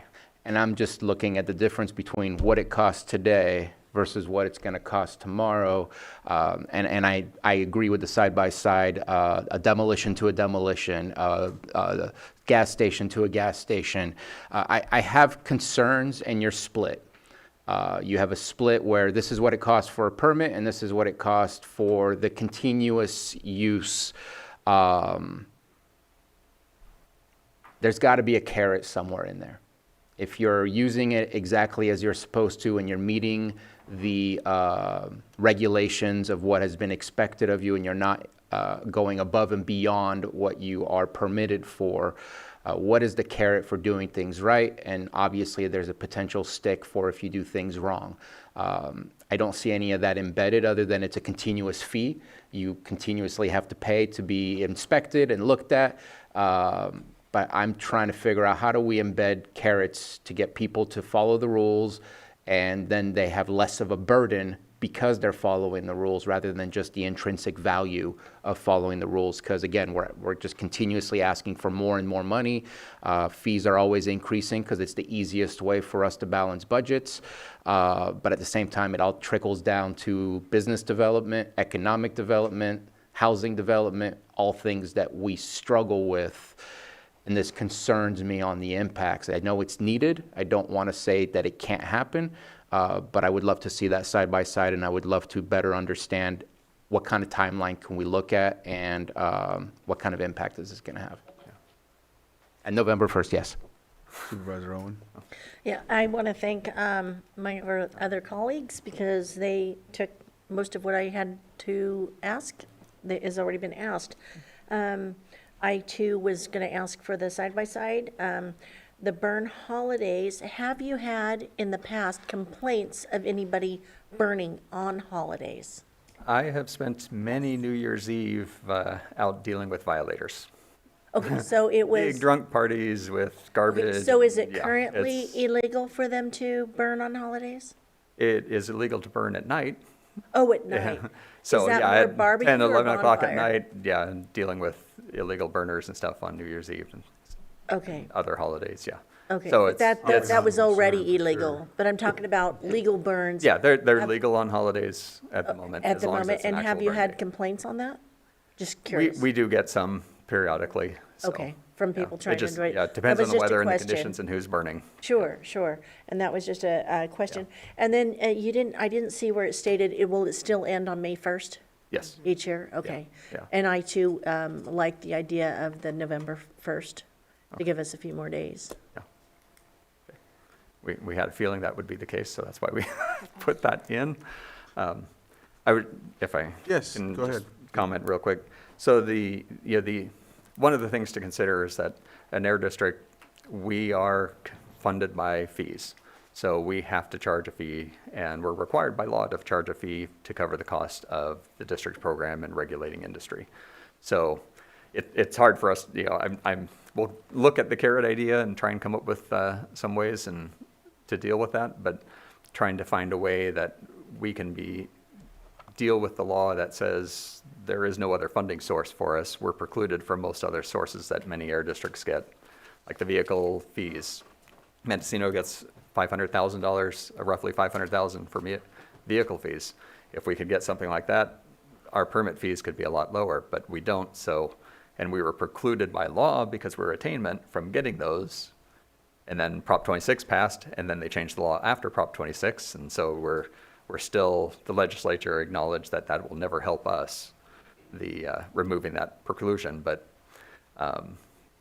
those are the things that we have to balance and have to deal with, is trying to come up with ways to fund the mandated activities, and I completely understand trying to get people into compliance, and just say it's not fun being out at midnight on New Year's Eve and looking, dealing with stuff, because we get those complaints, and we're out in geothermal driving around on Christmas Day, and because it's smelling out the community, and there's it's just one of their sources, something went wrong, and we're out tracking it down to figure out who to contact and which facility and stuff. So it trying to balance all these things and come up with ways to pay for it and keep people into compliance. Our goal is to get people into compliance and keep them there. So. But my question was that more like just party fires, like campfires though? It was a bonfire to dispose of a bunch of green mulberries and green waste debris, plus other debris that was in the fire. Okay. So yeah, so it was a burn pile that they were partying around on. Yeah.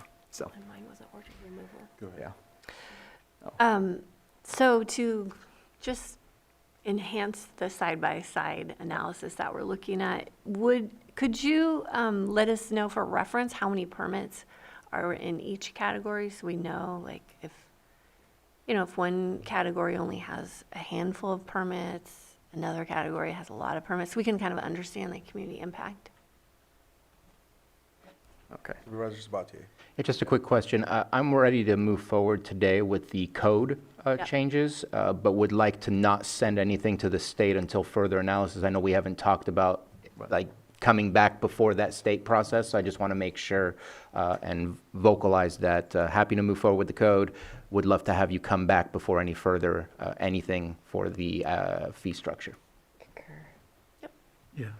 Yeah. All right, so I will open it up to the public. Come on up and state your name for the record. Hello again, Tom Lasik again. I actually have a bit of a concern about the November 1st, November 15th date.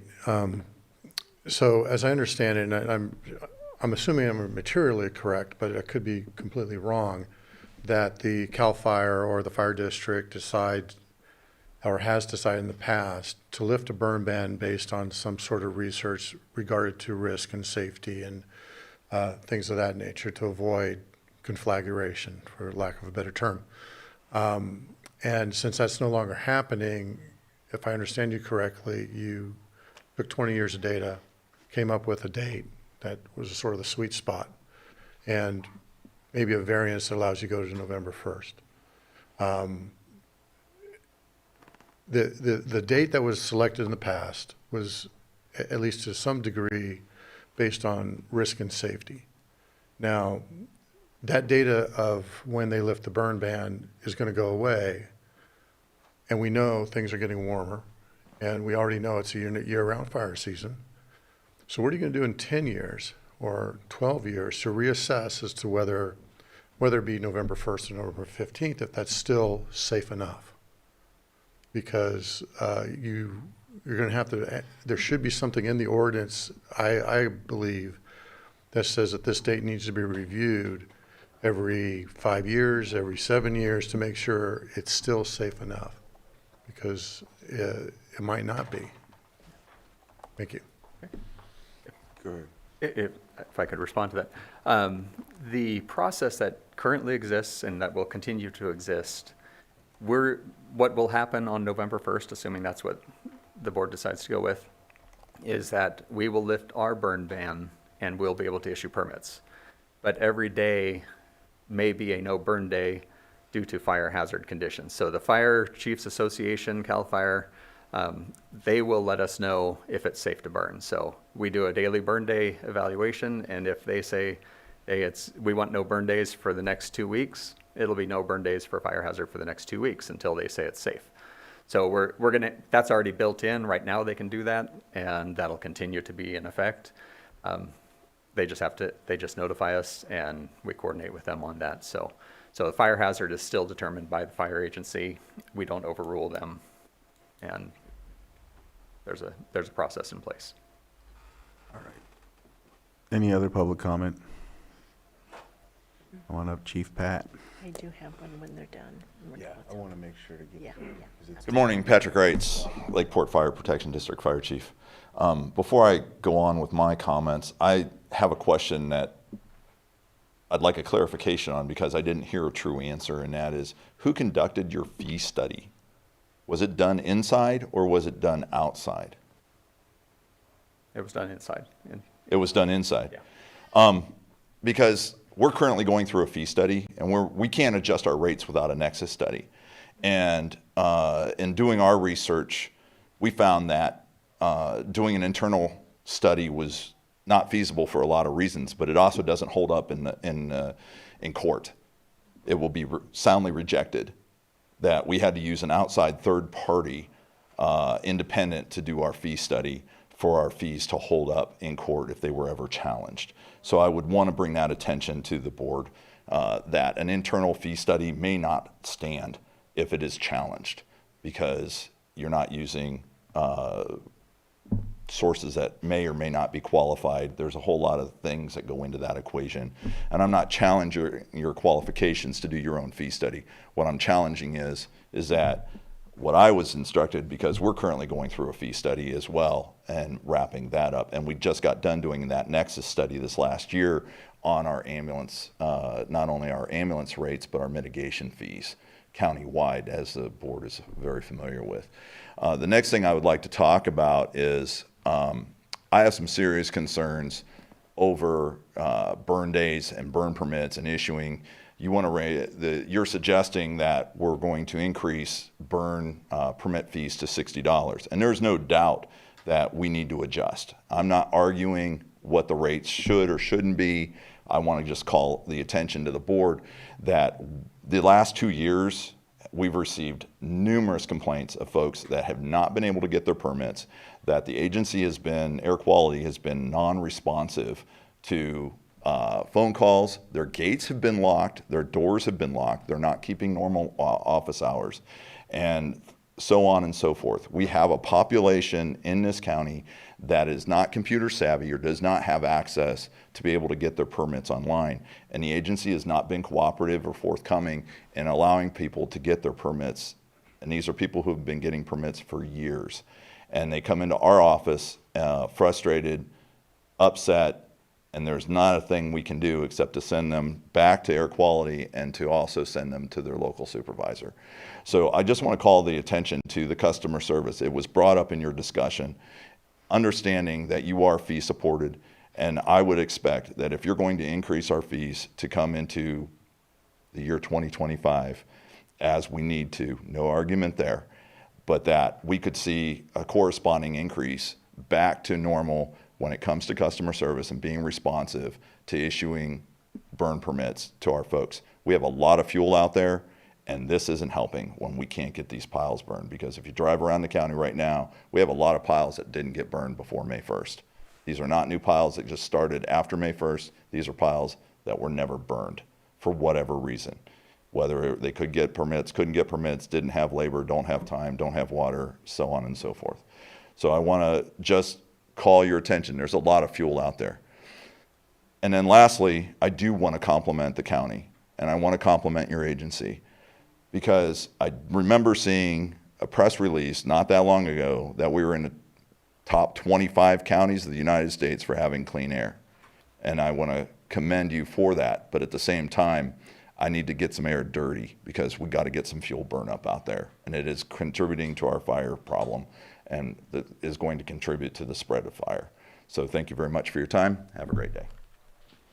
Thank you, Pat. Chief Pat, sorry. Chief Paul. Paul Duncan, CAL FIRE. So I want to thank Doug just for reading this ordinance and all the work that went into it. So thank you very much. That's some serious work, and it's been needed updating for a bit. So thank you. And I did want to add, so just kind of to Tom's comment that what about if there's fire hazard days and we still are allowing burning? Doug works really close with us, just like we do with Doug. If we have some day that's a red flag in January, that we are able to not allow burning on that day just for fire safety. So not only do they take the air quality into account, they also take the fire hazard into account. So that's, so we do, Tom, we do that already. The $60 residential burn permit does have me concerned a little bit just because of the jump.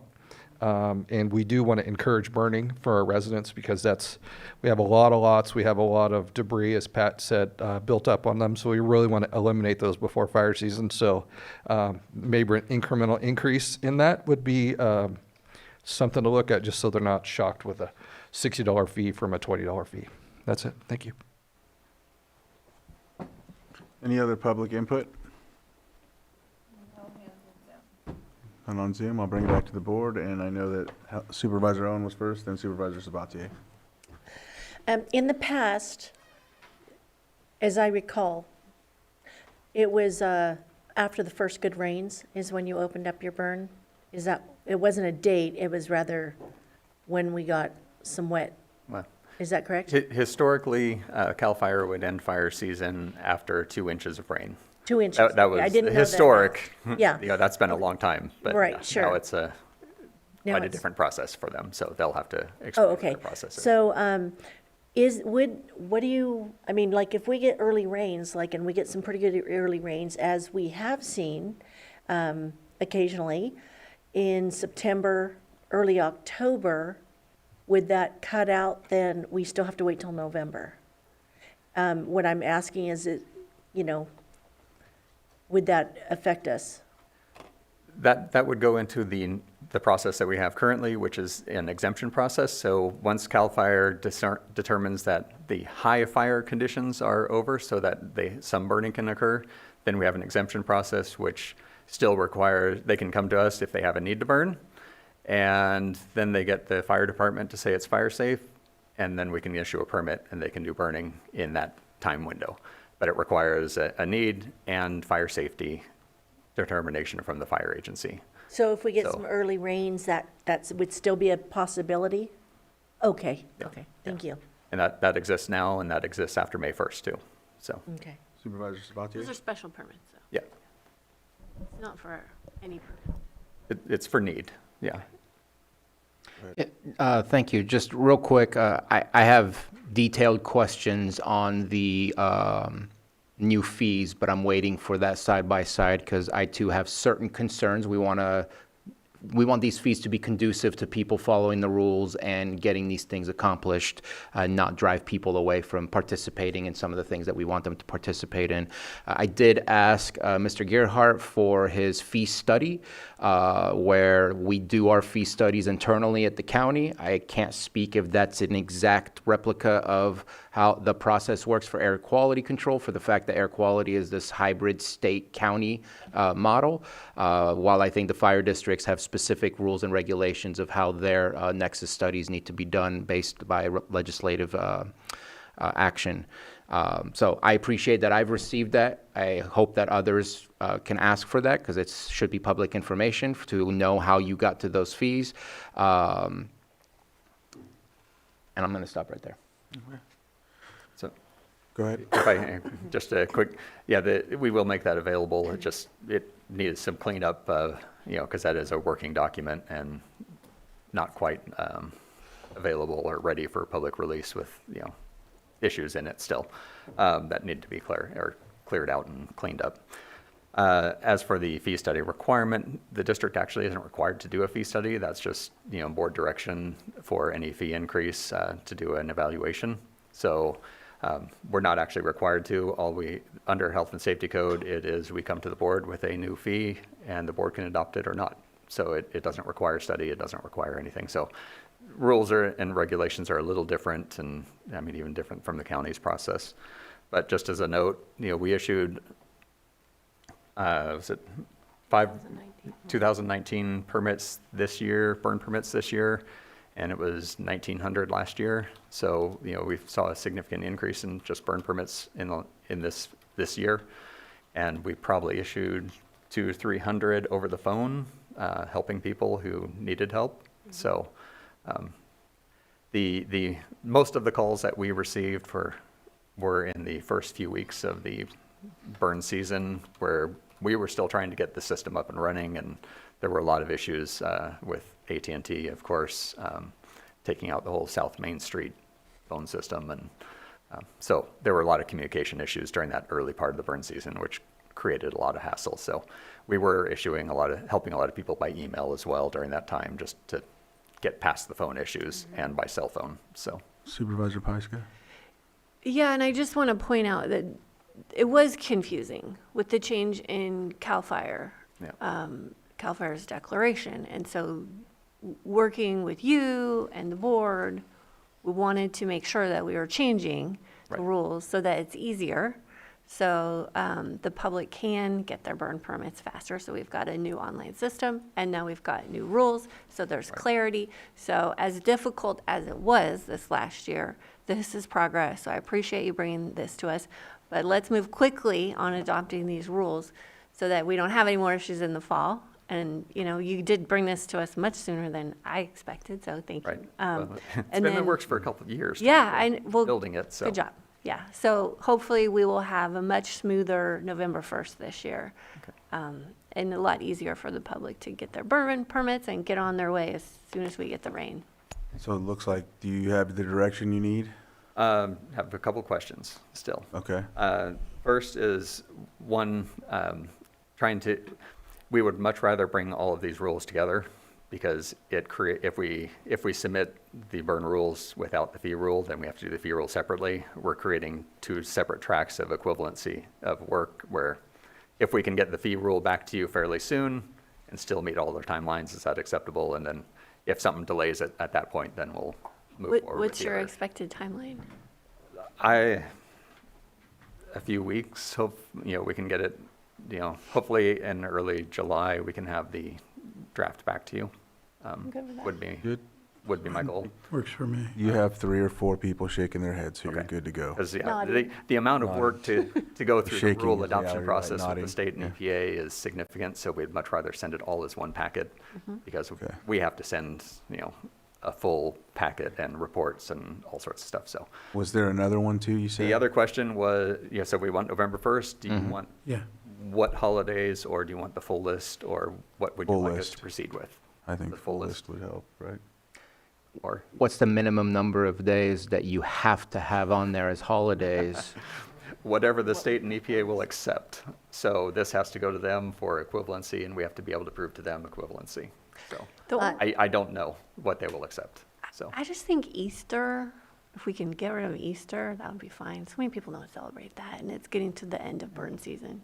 Yeah, Easter Sunday isn't always in burn season, and so, but if it's like the last day of burn season and you have all the Easter events out, that's why we were thinking that it would only be occasionally in. But a year like this, where it's like, ooh, we're getting to the end Right. of burn season, we need to burn. Yeah, Because a lot of people, and especially on bigger properties and stuff, Right. A lot of these holidays, that's when people are off and they can do it for Right. themselves. Right. So I would say the minimum yeah. that we need. And what we can do, with the no burn days, that would be for general burning. We can still issue an exemption on people that have big properties that are out away and there's no impact in the community. So we can do an exemption for specific cases where there's big burns that need to happen. Well, that this are would be- outside of where there would be a potential I'm talking impact. the general public, Yeah. if they're not working, if they have the weekend off or they have the holiday off, Yeah. they might want to get some work done at home, especially if it's nice enough weather. Yeah, but you have to remember what we're balancing the community impact from the smoke. So you have the Sure. individual doing the burning that wants to burning, but then you also have the community impact and Well, the health but of I the mean, the community. obvious- So you have to balance those things. Well, I'm That's why saying, I'm I bringing it just, up, that's so, my yeah. own personal, is the minimum. Okay. Go ahead. Just last thing, I apologize. Here on proposed 226.5, I'll skip the first sentence because that's the November 1st. But in the event that fire and meteorological conditions in the air basin warrant, the Lake County Board of Supervisors or Lake County Air Quality Management District Board of Directors may request the district declare no burn days. I'm feeling awkward about that we would have to have a meeting on a Tuesday to tell you not to do a burn day, so that's never going to happen. But Lake County Fire Districts or CAL FIRE is not there. Should they be added to that list, since you just told us that in coordination with them, that's how you will decide what no burn days are? Or is that like already in the general form of things? That's already in the general. Okay. That's part of the burn day decision process. That's a state issue. It doesn't have to be in our specific rules, so that's already exists in law. So this just enables, so like if there's a major fire in Napa County and it's really dangerous up here, but everyone's dealing with that issue down there, so there's no one to call and make a burn decision and say, don't burn up here. The board could come together and say, hey, let's make it no burn days because everyone is swamped with this other thing. So it's in those rare cases where there'd be an emergency that you would need to or want to deal with something. Okay, thank you. So, I think what I was trying to say earlier was the reality is if we don't get a lot of this vegetation out of the way, we will have a lot of smoke happening anyhow because we'll, the fires. So anyhow, I think we answered your questions. We're good to go. All right. So we will come back when you are ready with the other we will get that moving. material and we'll go from there. Thank you. All right. Thank you. Susan? Oh, I thought you turned on your. We heard a click. I did, Okay. but I heard something else. If I may, Chair. Yes. Maria has a brief presentation she'd be willing to do before lunch because we do have a 1 o'clock time certain. And I also recommend that, should it have budget implications, it's then re-presented during our budget hearings under her department. Oh, okay. Yep, so it's at that time anyhow, so if you're ready to come up, we're gonna go do 6.6.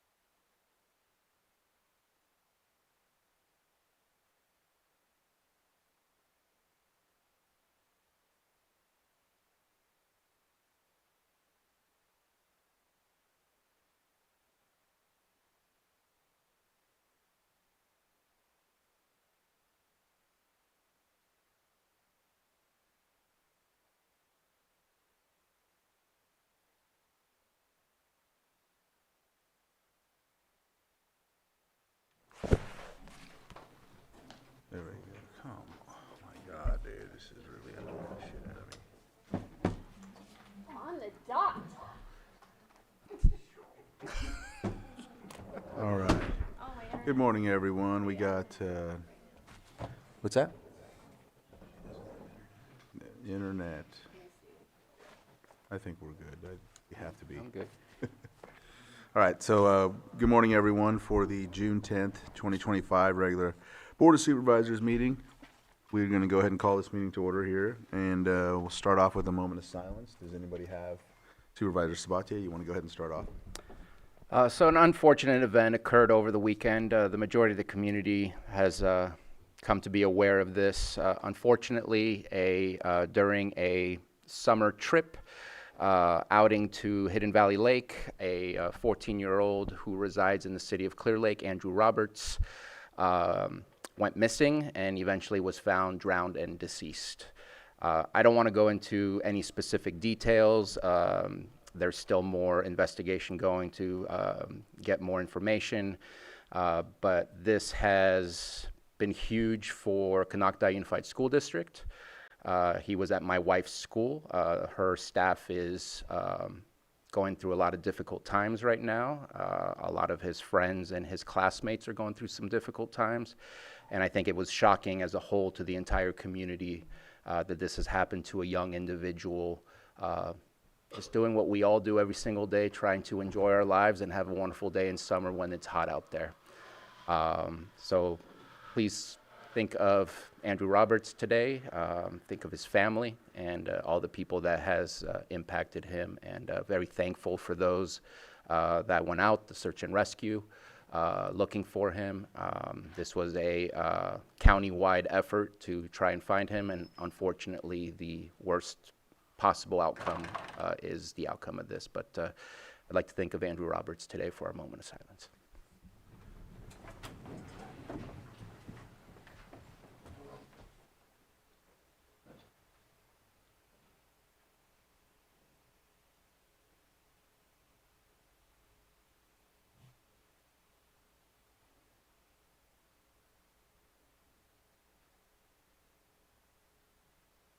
Chief Duncan, would you please lead us in the pledge?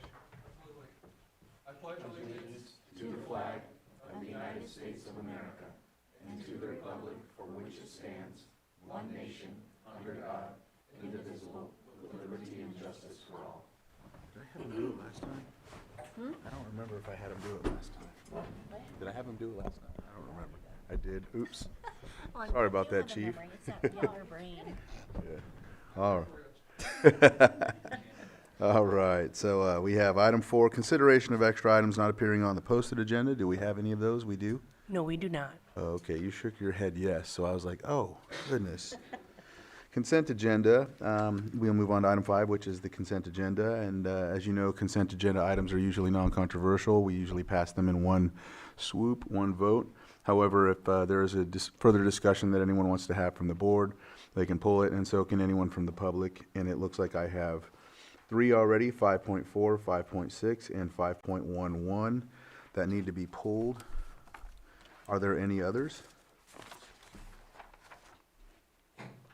All right, so I'll open it up to the public. Is there anyone that'd like to pull an item from the consent agenda? No hands in Zoom. All right, I'll bring it back to the board for action.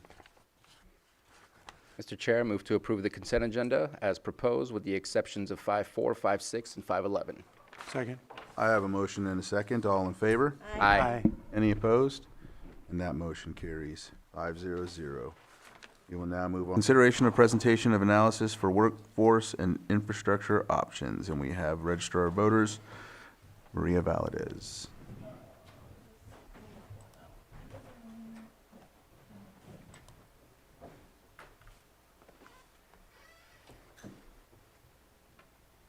You guys know it's logs on a fire sometimes.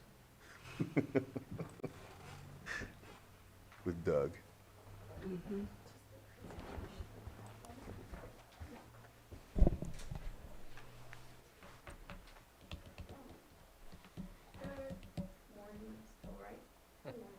Yes.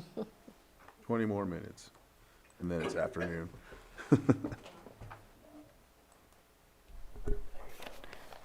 Good morning, Maria Valadez, Registrar of Voters. So,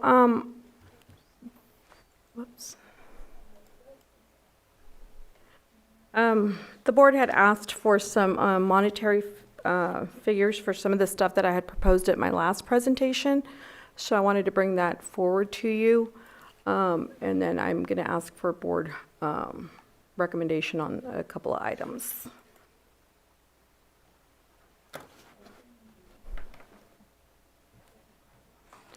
So for staffing, again, I'm going to go back to the staffing part of it because I feel that having permanent staffing in our office and increasing reclassifying one of my positions is going to better suit our department. I've provided an estimate. The reclassification of one election assistant senior to a staff services analyst, the initial annual increase is a little under $3,000.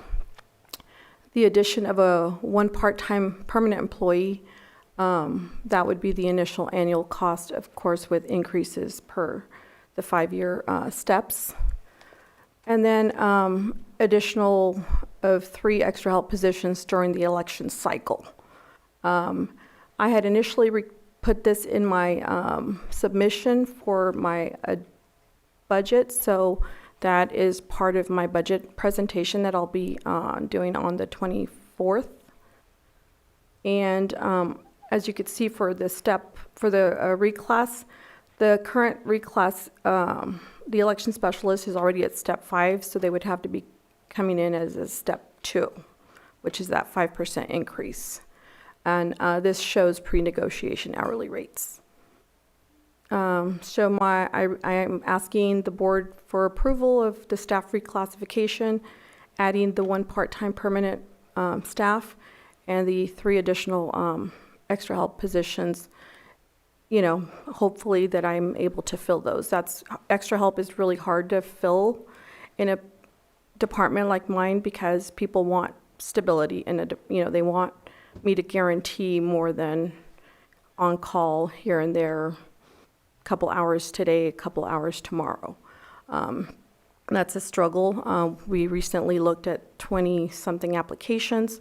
Most of them want permanent and full-time position. So, I can't guarantee that. I can only guarantee election cycle. And even then, it's not consistent. There's no consistency in what I can offer. Temporary building suggestions were that we look into other buildings to move part of our election processes to another building. After researching, we determined that if we had to move any part of our operation, asking to reserve the board chambers, and I have it in the other attachment, but we're looking at when we would need it would be Wednesday, Thursday, Friday, and Saturday. Obviously, the board has meetings on every Tuesday, and I'd have to look at the Thursdays because I know the planning commissioner also has meetings on those days. So we would try to work in, and it wouldn't be the 29 days before the election and the 30 days after the election. It would probably be about 2 weeks before the election and about 2 weeks after the election because that's when we have the bulk of the ballots that we receive. So we would be opening those. We looked into leasing a portable modular unit that maybe if we could acquire the parking lot next to our office, but that cost is, it's too high for a 1 to 8 month. Those are the numbers there is a 1 to 8 month rental, setting it on and we would have to acquire the parking lot that's next to our office, which we haven't been able to get. So plus permitting and other stuff that would have to go into that portable, electricity, network. It'd be a lot of work. Currently, the Silvera Community Center is not available. They're looking at modifications on the building. They're doing a lot of remodeling. And then, in addition, there's more people than just us that would have access to that building, even during that time. I think they use it as a storage facility as well, so I don't think that would be the best move. So if we had to go with an option, it would be our option 1, looking into that. But I was also I was directed to go back to the Space Committee, so I've submitted that to the Space Committee. and I believe they meet sometime this week. So I've given them what the department needs are. You know, it's kind of a hard sell because our department is currently a little under 2,000 square feet, but we need more during election time, and for us to get bigger office or bigger space, that might not be something that would be willing to be given to us. But nonetheless, we went ahead and submitted that request to the Space Committee meeting. So we currently are against moving any of our processes at the moment and await for the Space Committee recommendation. The signature verification system was something else that the board was interested in looking at. This does require RFP process, so I would need direction from the board to come back with, or to begin an RFP process so that we can get pricing and costs. As I mentioned at the last meeting, I have a little over $131,000 of funds that could be utilized for matching. The funds do expire on August 31st of next year, and it's a 3-to-1 match. So that would be how much money we have available for usage. Until the last meeting, we were not aware. We had asked that if we could purchase a vehicle, and we did look into it. We were made aware by Central Garage that we could do a rental of a vehicle for $261 monthly coming out of our budget. It covers up to 900 miles per month, but they don't have a van. They have an SUV, and the trucks really don't work for transporting election stuff during, you know, when it's raining and stuff. So, but that's our best option at the moment. So we'll continue using the Central Garage carpool and look into possibly doing that. So in my upcoming fiscal budget, I do have $4,000 budgeted for it, so that $261 a month would be covered in that. So I would not need to ask for more money for that budget. Well, again, my conclusion is that hope that the board can approve for the reclassification of the one position. Add a part-time permanent position and the additional extra help to enhance operational efficiency. Temporary election building, I still think due to security risks, financial impact, and logistical concerns, temporary relocation of election operations is not recommended at the moment until we get feedback from the Space Committee. And then the signature verification system, we're all for the acquisition of one, but it's going to require some space in our building because it does require about 200 square feet for it to sit there, plus the area that we would have to work around it. So, but I mean, the board could direct me to begin the RFP process, and I'll gladly work with admin to get that going. And then the vehicle solution, again, we'll continue using the carpool because that's our best option at the moment. So that concludes my information. Any questions? Supervisor Owen? Okay, on the Space Committee, I know that we have somebody in the county.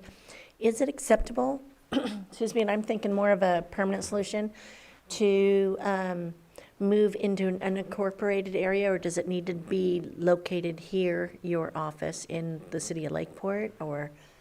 I believe that the elections department should be in the county seat, but it also needs to be in an area where we have transportation for the general public. Okay.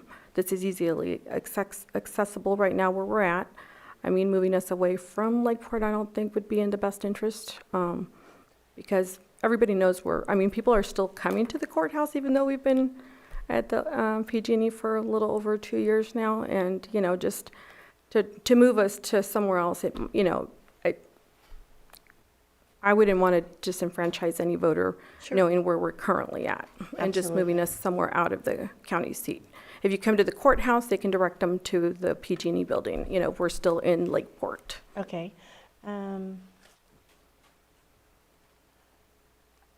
Oh, and then I believe that Supervisor Sabatier had mentioned before for the van solution, to get on the books ahead of time. Is that, would we have that available? If We you are book it, working with Central you can do it, Garage. yeah, like you could reserve it for the next election now.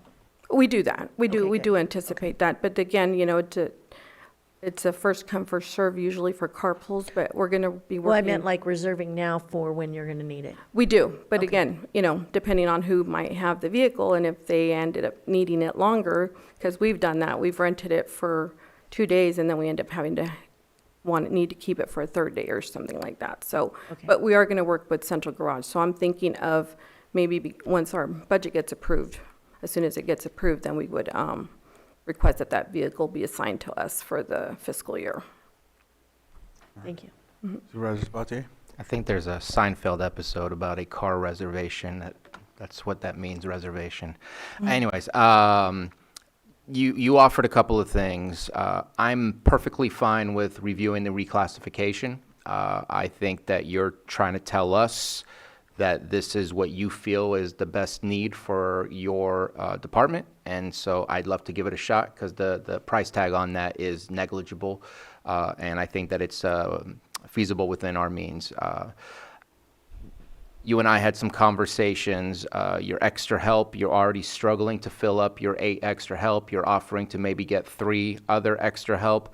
That just increases the struggle to fill the 11 extra help.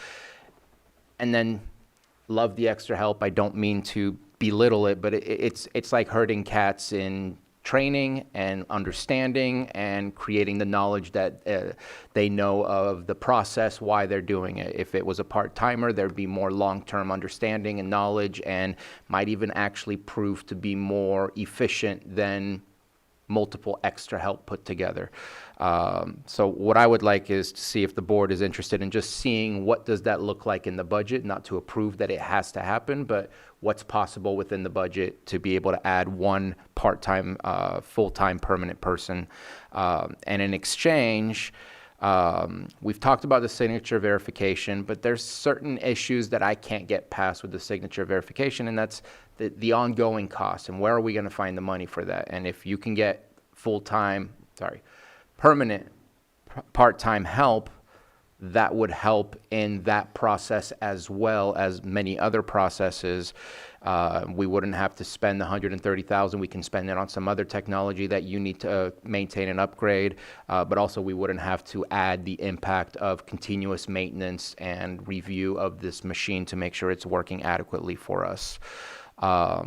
As far as the location, I mean, there's only 2 locations in my mind that can possibly work. I've been here helping out with the registrar of voters to go through some of the ballots. It works really well in here. This was during the COVID time. And the other one, I know you said you don't want to leave Lakeport, but our town hall down in Lower Lake is, I think, a great facility with a lot of room that can make it conducive just as well as this area. And obviously, one seems much better than the other, but I just wanted to highlight that there's more than one location. But I would love to see what's possible there. Maybe just Thursday afternoons through Saturday. That way you skip out on the potential overlap with Planning Commission. And I think Central Garage, just let's make the best of what we have currently, and let's just wait around and see if there's an absolute need for something on later. So just wanted to cover those topics.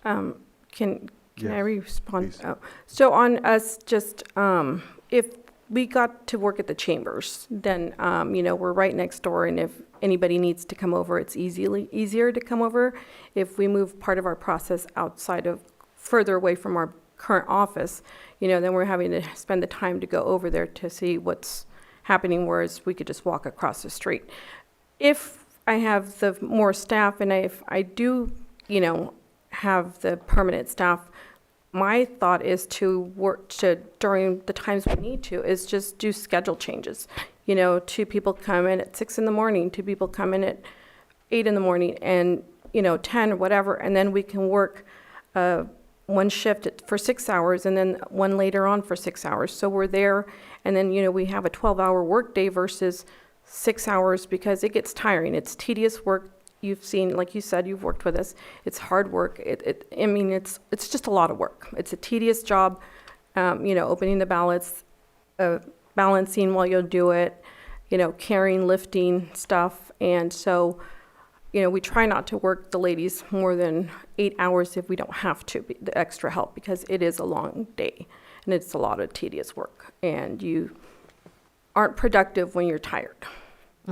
So if we can do shift changes, I mean, we could stay where we're at. We wouldn't need to move part of our process. But right now, we don't have the capacity to be able to do those shifts because we still have to be open 8 to 5. All right, so we'll open it up to the public. If there's anyone that would like to come up and speak on behalf of this item, please come up. No hands in Zoom. I'll bring it back to the board. I only did that because I wanted to make sure the public had a chance. I know you just answered something, or had a statement. I didn't know if you guys wanted to. No. Said my piece. Go ahead. Yeah, I think we're going to meet with the Space Committee this week. We've got budgets coming up. Really concerned about budgeting this year, so I think that's the more appropriate place to have this conversation. Okay. Go ahead, Vice Chair. Yeah, I agree with, just in 2 weeks, we're going to be talking about the budget, and since I haven't seen it yet, I think I'll have more information there to explore this. All right. With that, we'll. So Go ahead. I'm sorry. So do I include this as part of my budget presentation, or, I mean? Stephen, did you want to? I'll be very brief. Stephen Carter, Assistant County Administrative Officer. All of these she has submitted with her budget, but they are not in the June budget presentation for your board currently. So if it was going to be brought up, it would be needed to happen during her presentation, and then a change time of. Just so you know, it's not already there and you approve or not. It's not there, and she can talk about it, and we can add it in day of. Okay. Let's do so. Because it sounds like that's what you want, right? And it sounds like that's what we want. All right. Unless there's things that we just want to cancel off the list right off the bat, or I think there's things that are not necessarily related to the budget, like the use of the board chambers or things like that. I don't want to miss out on being able to create progress today by just punting everything to budget when there's certain things in here that are not necessarily budget related. Like, I don't think we need a signature verification. It's not because of the budget. It's just, I think that we have to be wise in what flexibilities we even have in the first place to pay and afford those types of things. And I didn't want to start any work on that signature verification at this point because it's problematic with the current staffing. And so until we know what's going to happen there, I don't think we should spend any resources on worrying about that right now. All right. So then, you don't have to bring that. Okay. Yeah, and I believe, if I remember right, Miss Maria, you weren't too thrilled about it in the first place. You didn't recommend it. Well, it's not that I'm not thrilled about it. It's just the thought of, we're going to have to manage it. We're going to have to use it. I mean, learn to use it. And, it's, what if it breaks down during the election cycle? We're manually verifying signatures right now. That's not going to break. Right, and then I think you had also mentioned that there was a good percentage of them that are kicked out and have to be verified anyway. So it's not that they get kicked out. It's they verify up to 20% of good signature verifications, and then the 80% we would have to manually verify anyways. Okay. Well, And then again, the space is an issue. Where would we put it? We don't have to worry about it, so we're good. Anything else that we want to kick off real quick before we? No? We'll wait till budgets with the rest of the stuff then. Okay, thank you. All right, excellent. Thank you. All right.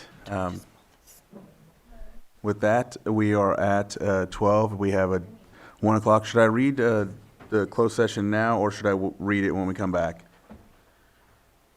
You can read it now. I'll read it now since we're coming back right into closed session.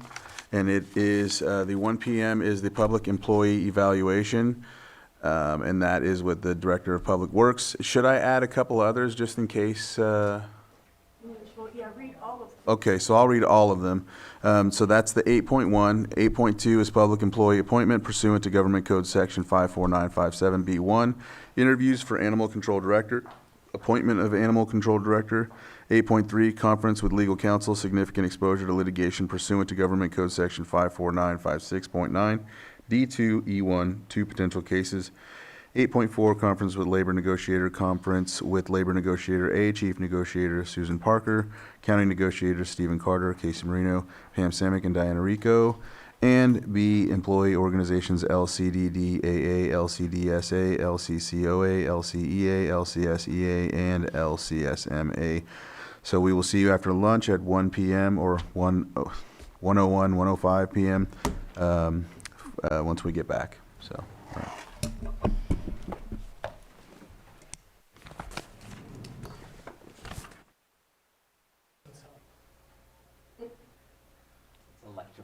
There we go. Looks like we are back on. Was there any action to be taken out of closed session? There is no action from closed session. All right. We will now go back to our consent agenda. Items that were pulled. First is 5.4, approve request to waive 900-hour limit for animal control extra help employees Leila Hallman and Caitlin Rosales.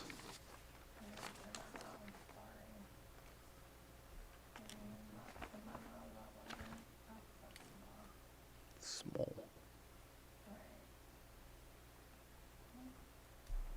All right. And so we just had to fix the memo or something like that? Yeah, it didn't save, so the memo wasn't on I posted it yesterday. Oh, okay. I pulled it just so that everybody's aware that it's there now. Oh, okay. So there's the fix. If you're watching from Zoom, you can see the memo, and it has been updated, I'm pretty sure, online now. So, all right. So I'll open it up to the public. If there's anyone that would like to speak on this, bring it back to the board for action. Chair, I move to approve the request to waive 900-hour limit for animal control extra help employees Leila Hallman and Caitlin Rosales. Second. Ooh, I have a motion and a second. All in favor? Aye. Any opposed? Motion carries. I'll move on to 7.2, consideration of the letters of support for the City of Clear Lakes Lakeshore Drive Safety Enhancement Project, Safe Streets and Roads for All, SS4A Implementation Grant. Supervisor Sabatier and Supervisor Owen. I'll keep this brief. Both of us are sponsoring this since we both have our districts within or in the city of Clear Lake. They're working on Lakeshore Drive. They're looking for any kind of letters of support in order to support their continuation of fixing their streets and upgrading their infrastructure. And this letter is here for our support in order to put it in their packet. And then their packet is due the 13th. And so if it's possible to get it back to them tomorrow so they can put it in there, that would be great. And I second that. All right. Are there any other questions? I'll open it up to the public. Is there anyone from the public that would like to comment on this? No one on Zoom? All right, I'll bring it back to the board for action. Sidewalks downtown. Move to approve the letter of support for the City of Clear Lake's grant application I second. and authorize the chair to sign. I felt that. All right, so we have a motion and a second. All in favor? Aye. Any opposed? And that motion carries. Are we good to go for that one, or should I go to a different one? I'll go to a different one, so should I? I'm going to read off the other ones that we're not going to be doing. Yes. Okay. And then open for public comment and Yeah. to be moved to All right. So- date, time uncertain. Got it. 7.3, consideration and discussion of the Public Defender Oversight Committee membership, and B, consideration of appointment of committee members. This will be moved to more than likely next week, but if not, it might be another, to be determined, right? All right. So with that, I'm going to open it up to the public if there's anyone that would like to comment on 7.3. I'll bring it back to the board, and we will do this another day. Closing that item, I'll read off 7.4, consideration of letter of support and authorization to submit Proposition 47 Cohort 5 grant application. It's from Behavioral Health Services and Probation, and this also will be pulled to a later date. I'll open it up to the public for anyone to speak on behalf of 7.4. I'll bring it back to the board to close this item and bring it back at a later date. 7.6, consideration of change order number 1 to the construction contract with Weeks Drilling and Pump Company for the Spring Valley Test Wells in the amount of $133,400 and authorize the administrator to sign the contracts. This is special districts. Looks like we'll be bringing this back at a later date as well. Any other questions? And I will open it up to the public for anyone that has a comment or would like to. All right, I'll bring it back to the board, and we will bring this out at another date as well. 7.7, consideration of resolution granting authority to waive transient occupancy tax interest and penalties on appeal by an operator. This is sponsored by Treasurer Tax Collector. This will be coming back at a later date as well, so I'll go ahead and open it up to the public for anyone to comment on this. So I don't have any comments. I'll bring it back to the board, and we will do this at another date as well. 5.6, behavioral health, and this one is approve amendment number 1 to the agreement between the County of Lake and Fremont Hospital for acute inpatient psychiatric hospital services and professional services associated with acute inpatient psychiatric hospitalization for fiscal year 24-25 to increase total compensation by $100,000 for a new contract, well, it says contact, so a contract maximum of $200,000 and authorize the chair to sign. Behavioral services, health services, and we'll open it up to the public for any comments about this being moved to a later date. And I'll bring it back to the board, and we will also have this brought back at a later date. That concludes those. I will go back to 7.5, okay, let's read that one off, and I think we have the Public Works Director here to, all right, here we go. Consideration of a resolution adopting a list of projects for fiscal year 25-26 funded by SB1, the Road Repair and Accountability Act of 2017, and short-term pavement rehabilitation and infrastructure plan. Public Works Director Glenn March. All right, floor is yours. Good afternoon, Supervisor, Chair Crandall, and members of the board of supervisors. Today, what you're considering is the list of projects to utilize SB1 funding. Those projects are shown in the attachment, and the approach to identifying those projects have been described in the board memo. The projects fall into 3 categories. One is addressing the poor pavement conditions of our arterial roads, which is the Nice Lucerne Cutoff as well as Bottle Rock Road. The second category is to address the roads within communities with the lowest PCI index. And those 2 projects are roads in Nice as well as roads in Lucerne. Roads in Lucerne also will include some safety improvements to minimize the accidents on State Route 20 as well as Country Club Drive. The third category is bridges that are either out of service, which are 2, and those short span bridges that are have a temporary bridge on top of them. So the bridge decks have failed. There's a temporary bridge that spans over the top of the existing bridge and creek. So we can get those back in shape. Any questions from the board? I think Supervisor Sabatier? Yeah, just real quick, I don't want to do this today, but I know there's an and to 7.5 and hoping that there's a chance in the near future for you to come back to speak to the public, not just for them to read and for us to read through the short-term pavement rehabilitation infrastructure plan, since today we're short on time. Just hoping that we can continue that at a later date too.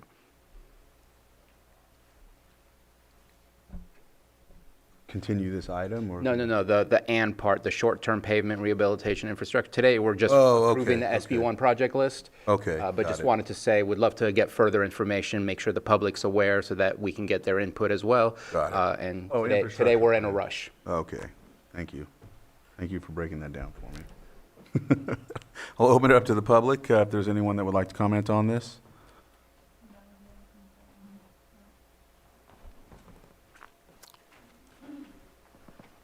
Well, I guess, good afternoon. It's been a long day. I want to just point out that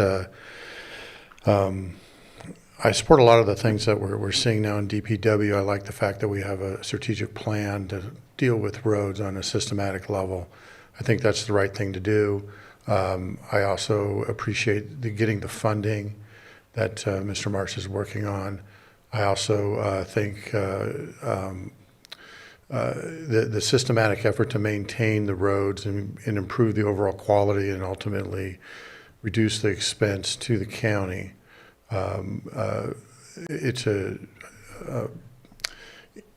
can either do it right and save money in the long run, or you can try to do it right away and have to go back and fix it again. So trying to elevate the level of quality in the roads and make them last longer, I think is more of a cost-effective approach.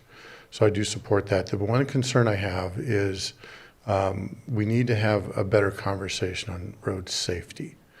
The PCI index is important. You get more pavement, that's really great. But as I think we all know, we all have our road in our districts or multiple roads in our districts that categorically aren't safe. And the list is long, and I think there's a way forward. Director Marsh needs to do what he needs to do in a systematic manner, but there's, in some cases, clear and present danger to get roads fixed. So what I would ask the board to consider so that he can do what he needs to do in the way he needs to do it is to consider where appropriate emergency ordinances that would say, let's get that stop sign in, or let's get that speed limit sign in. Let's, whatever the crosswalk or what have you, so that do that through an emergency ordinance.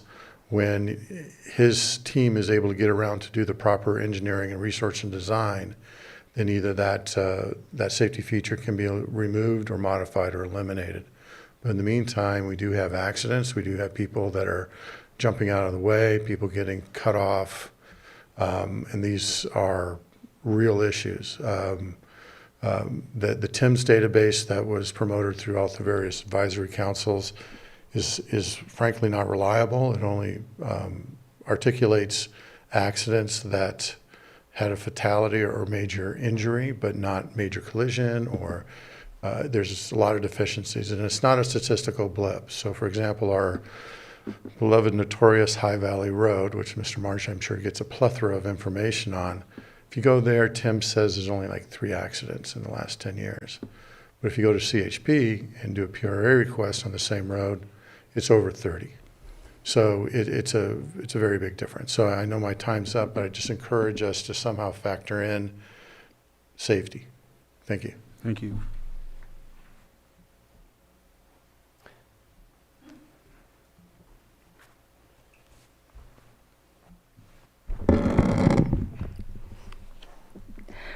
Good afternoon, Chair Crandall, Vice Chair Rasmussen, and Supervisors, Margot Kambara.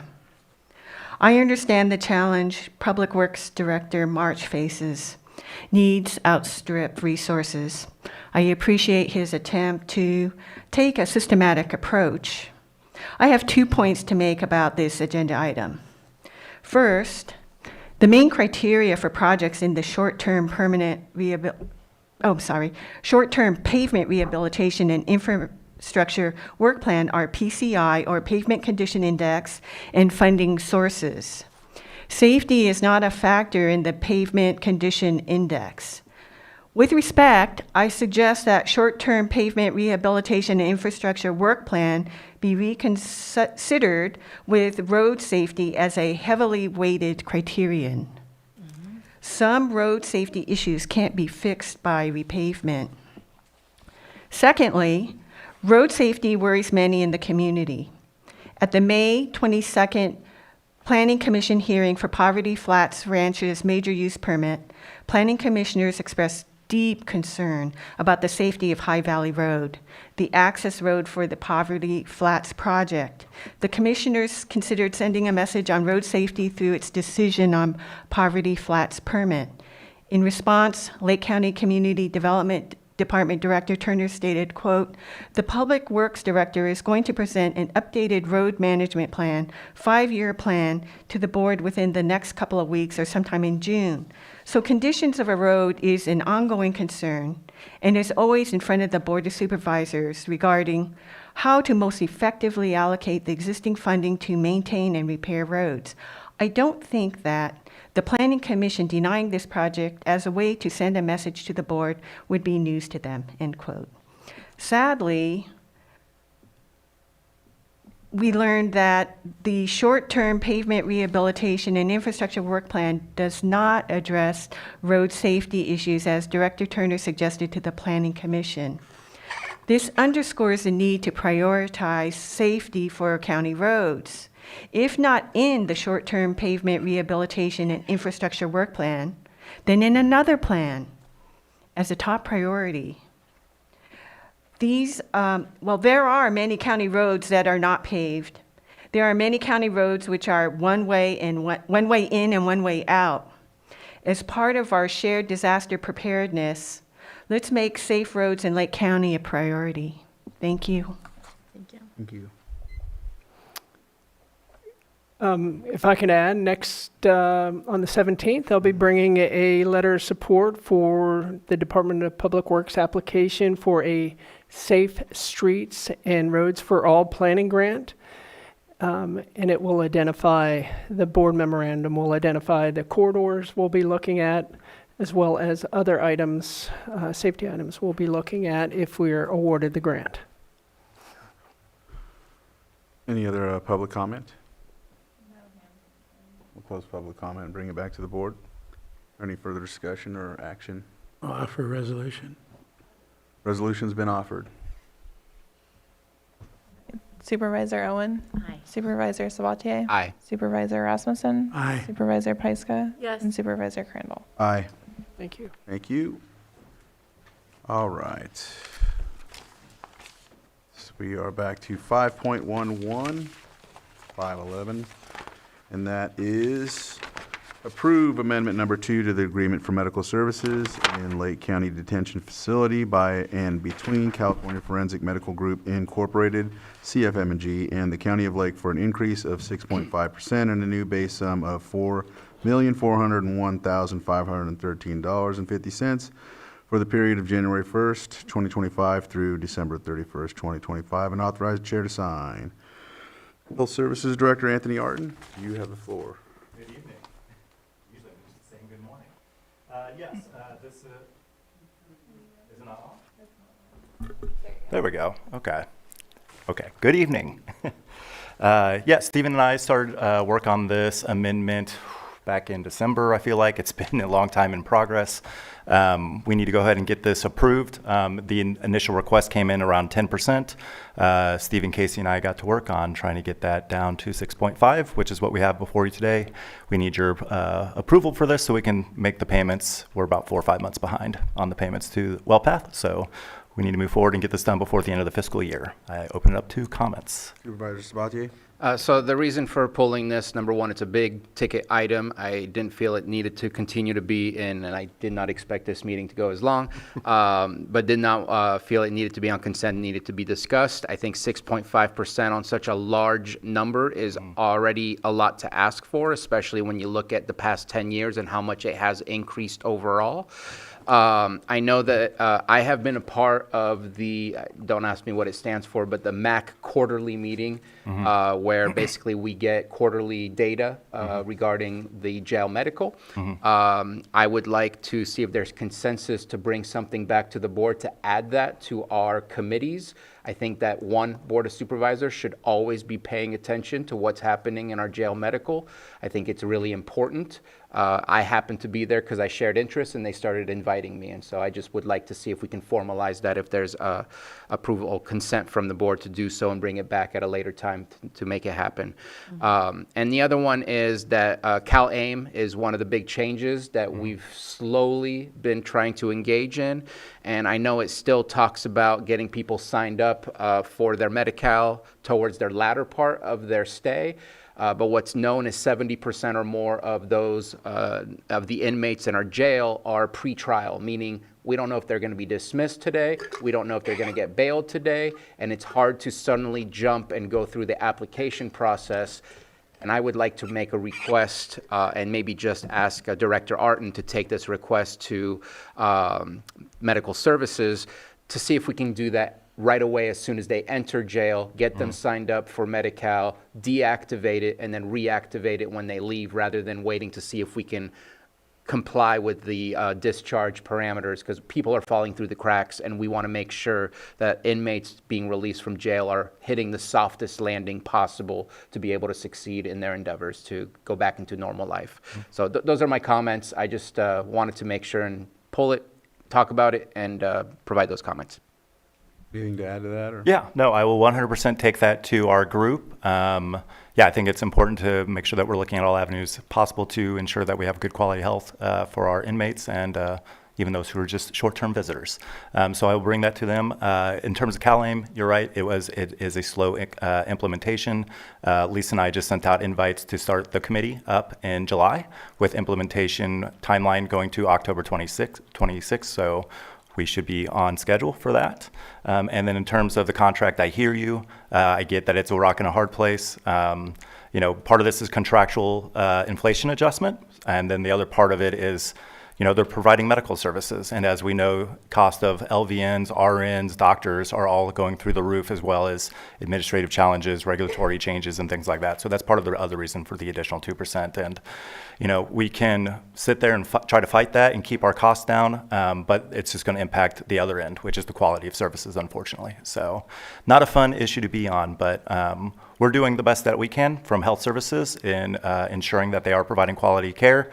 We're in my second year now, and I've seen much improvement from myself and our team in doing the audit review for the jail medical inspections, and we just passed a policy internally to make sure that we do that in a timely manner every single year, and we have monthly meetings set up with their administrators as well to ensure that those are happening. So we're making all the improvements that we can, and I promised you during my board eval that I would ramp up my knowledge of this because this is an area of weakness for me, so I'm getting on it.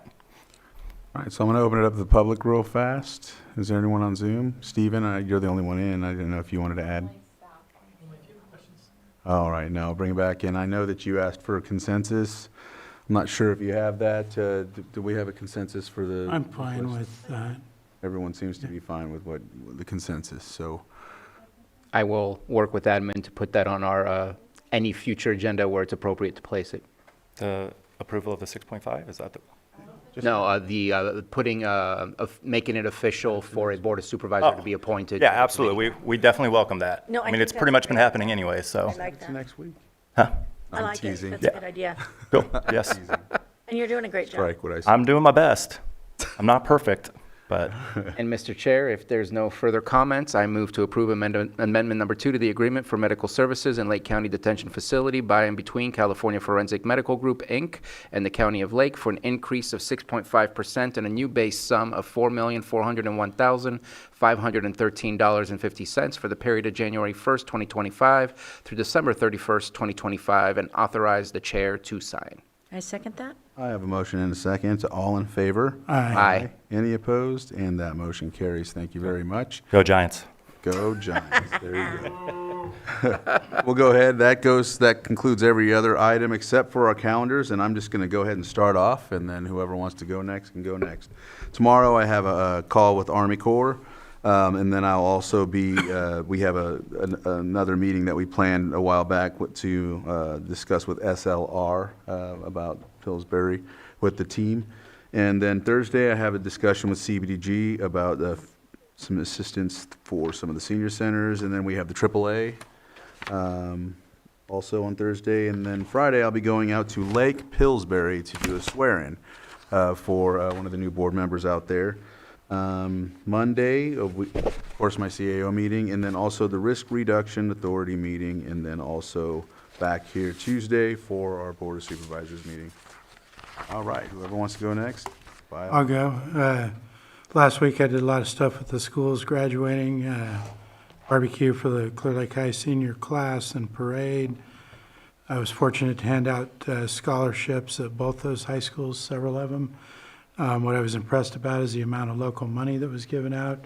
For example, $136,000 in Kelseyville just from local sources.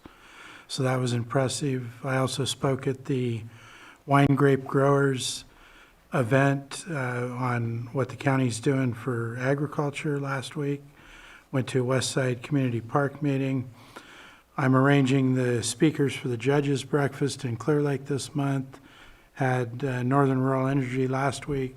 We'll have the Land Trust this week.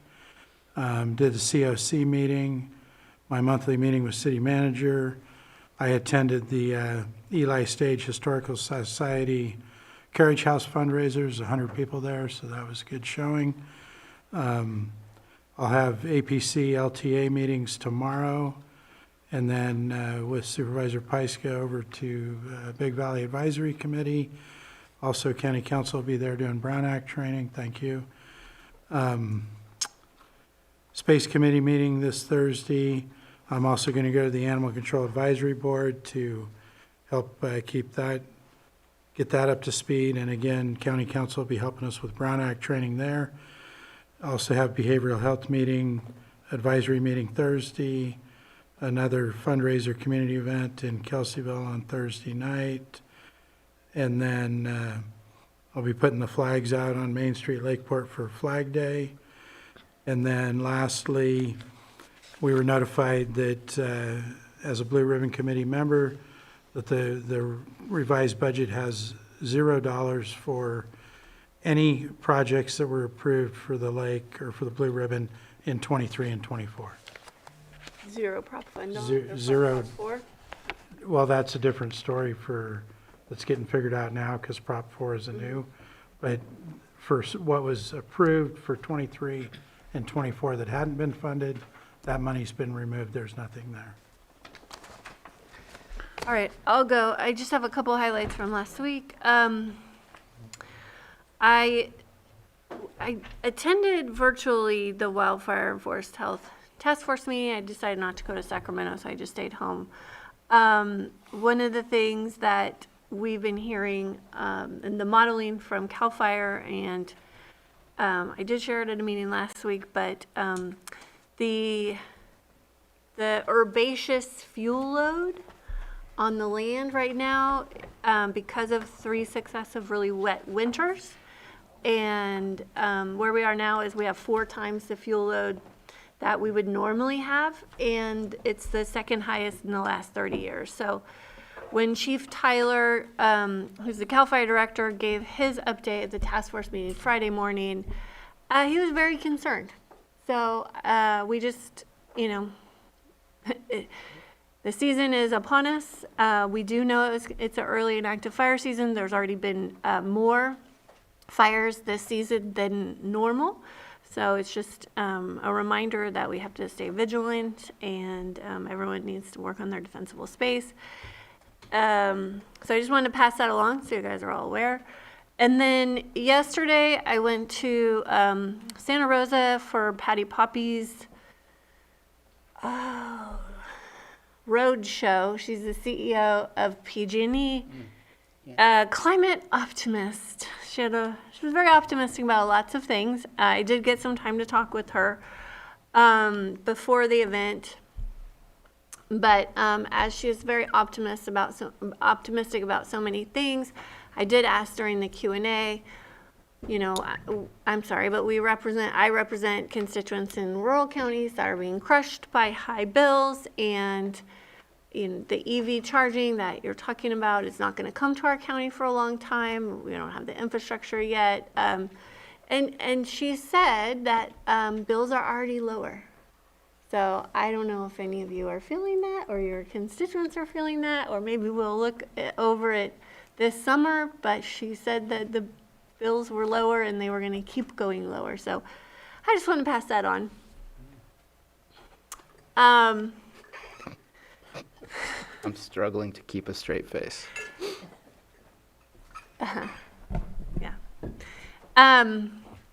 So tomorrow, I know you can't make the APC. Are you making it? Okay. I think I'm not going to be able to. I've got several other things I need to due, including my NACO call and NCO monthly check-in, which already overlap.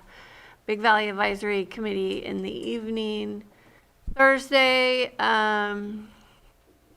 Space Committee meeting in the morning, Fire Safe Council meeting, NACO Resilient Communities, and then we have AAA, and then I've got a graduation party for a Kelseyville graduate. Friday, I am doing the commencement address for Kelseyville High School graduation.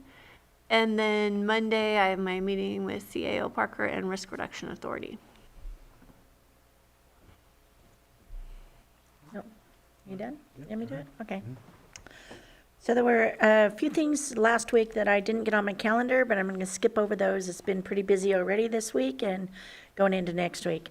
So yesterday, we'll just start with yesterday. I did a 3-hour tour with, lost his name.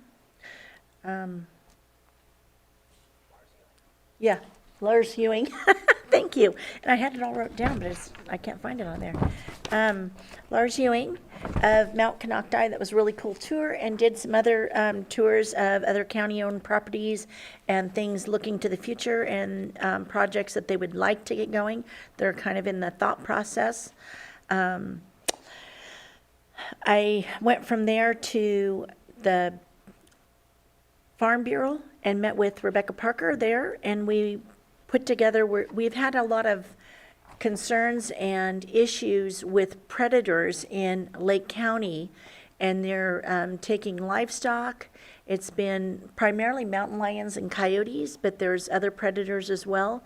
So we put together a reporting, where you can report easy, and we'd like to have the public's input on if they've had issues with the predators and what type of predators, and there's a little questionnaire on there. So we put that together, and it's available online on the Lake County Farm Bureau webpage.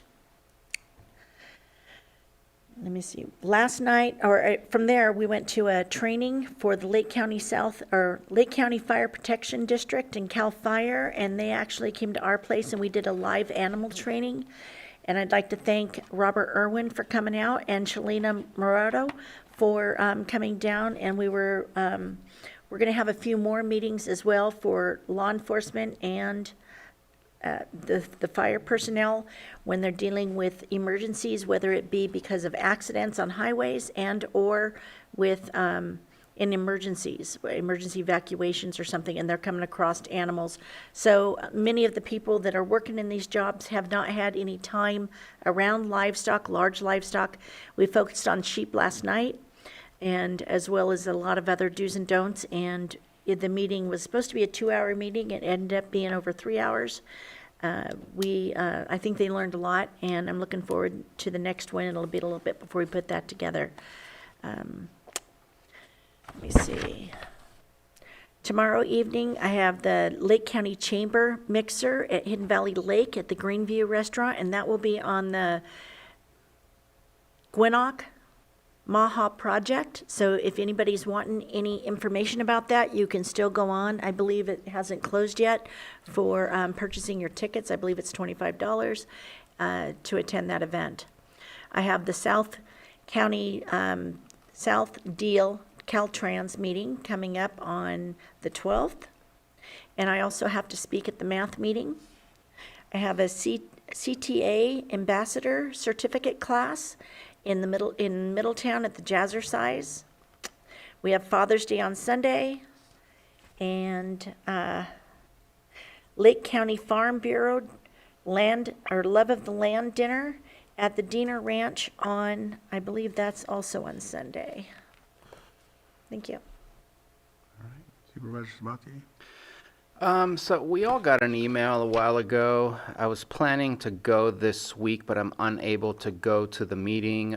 There was a gentleman by the name of Stephen Ferry, who is the president of the board of the El Dorado Hills CSD, who said some fairly not too kind things about Lake County, and a easy to make generalization that we unfortunately hear too often from people who are not from here. And so I was planning to go and invite him to take a tour of Lake County, not share any frustration or anger, but come and visit and get to know us rather than talk about us. But instead, I'm going to reach out to him and have a conversation with him and see again if I can invite him to tour around and see what Lake County is all about. Because it's easy to make stereotypes of things you don't know anything about. And what he said was a little demeaning towards us in a public meeting during the CSD.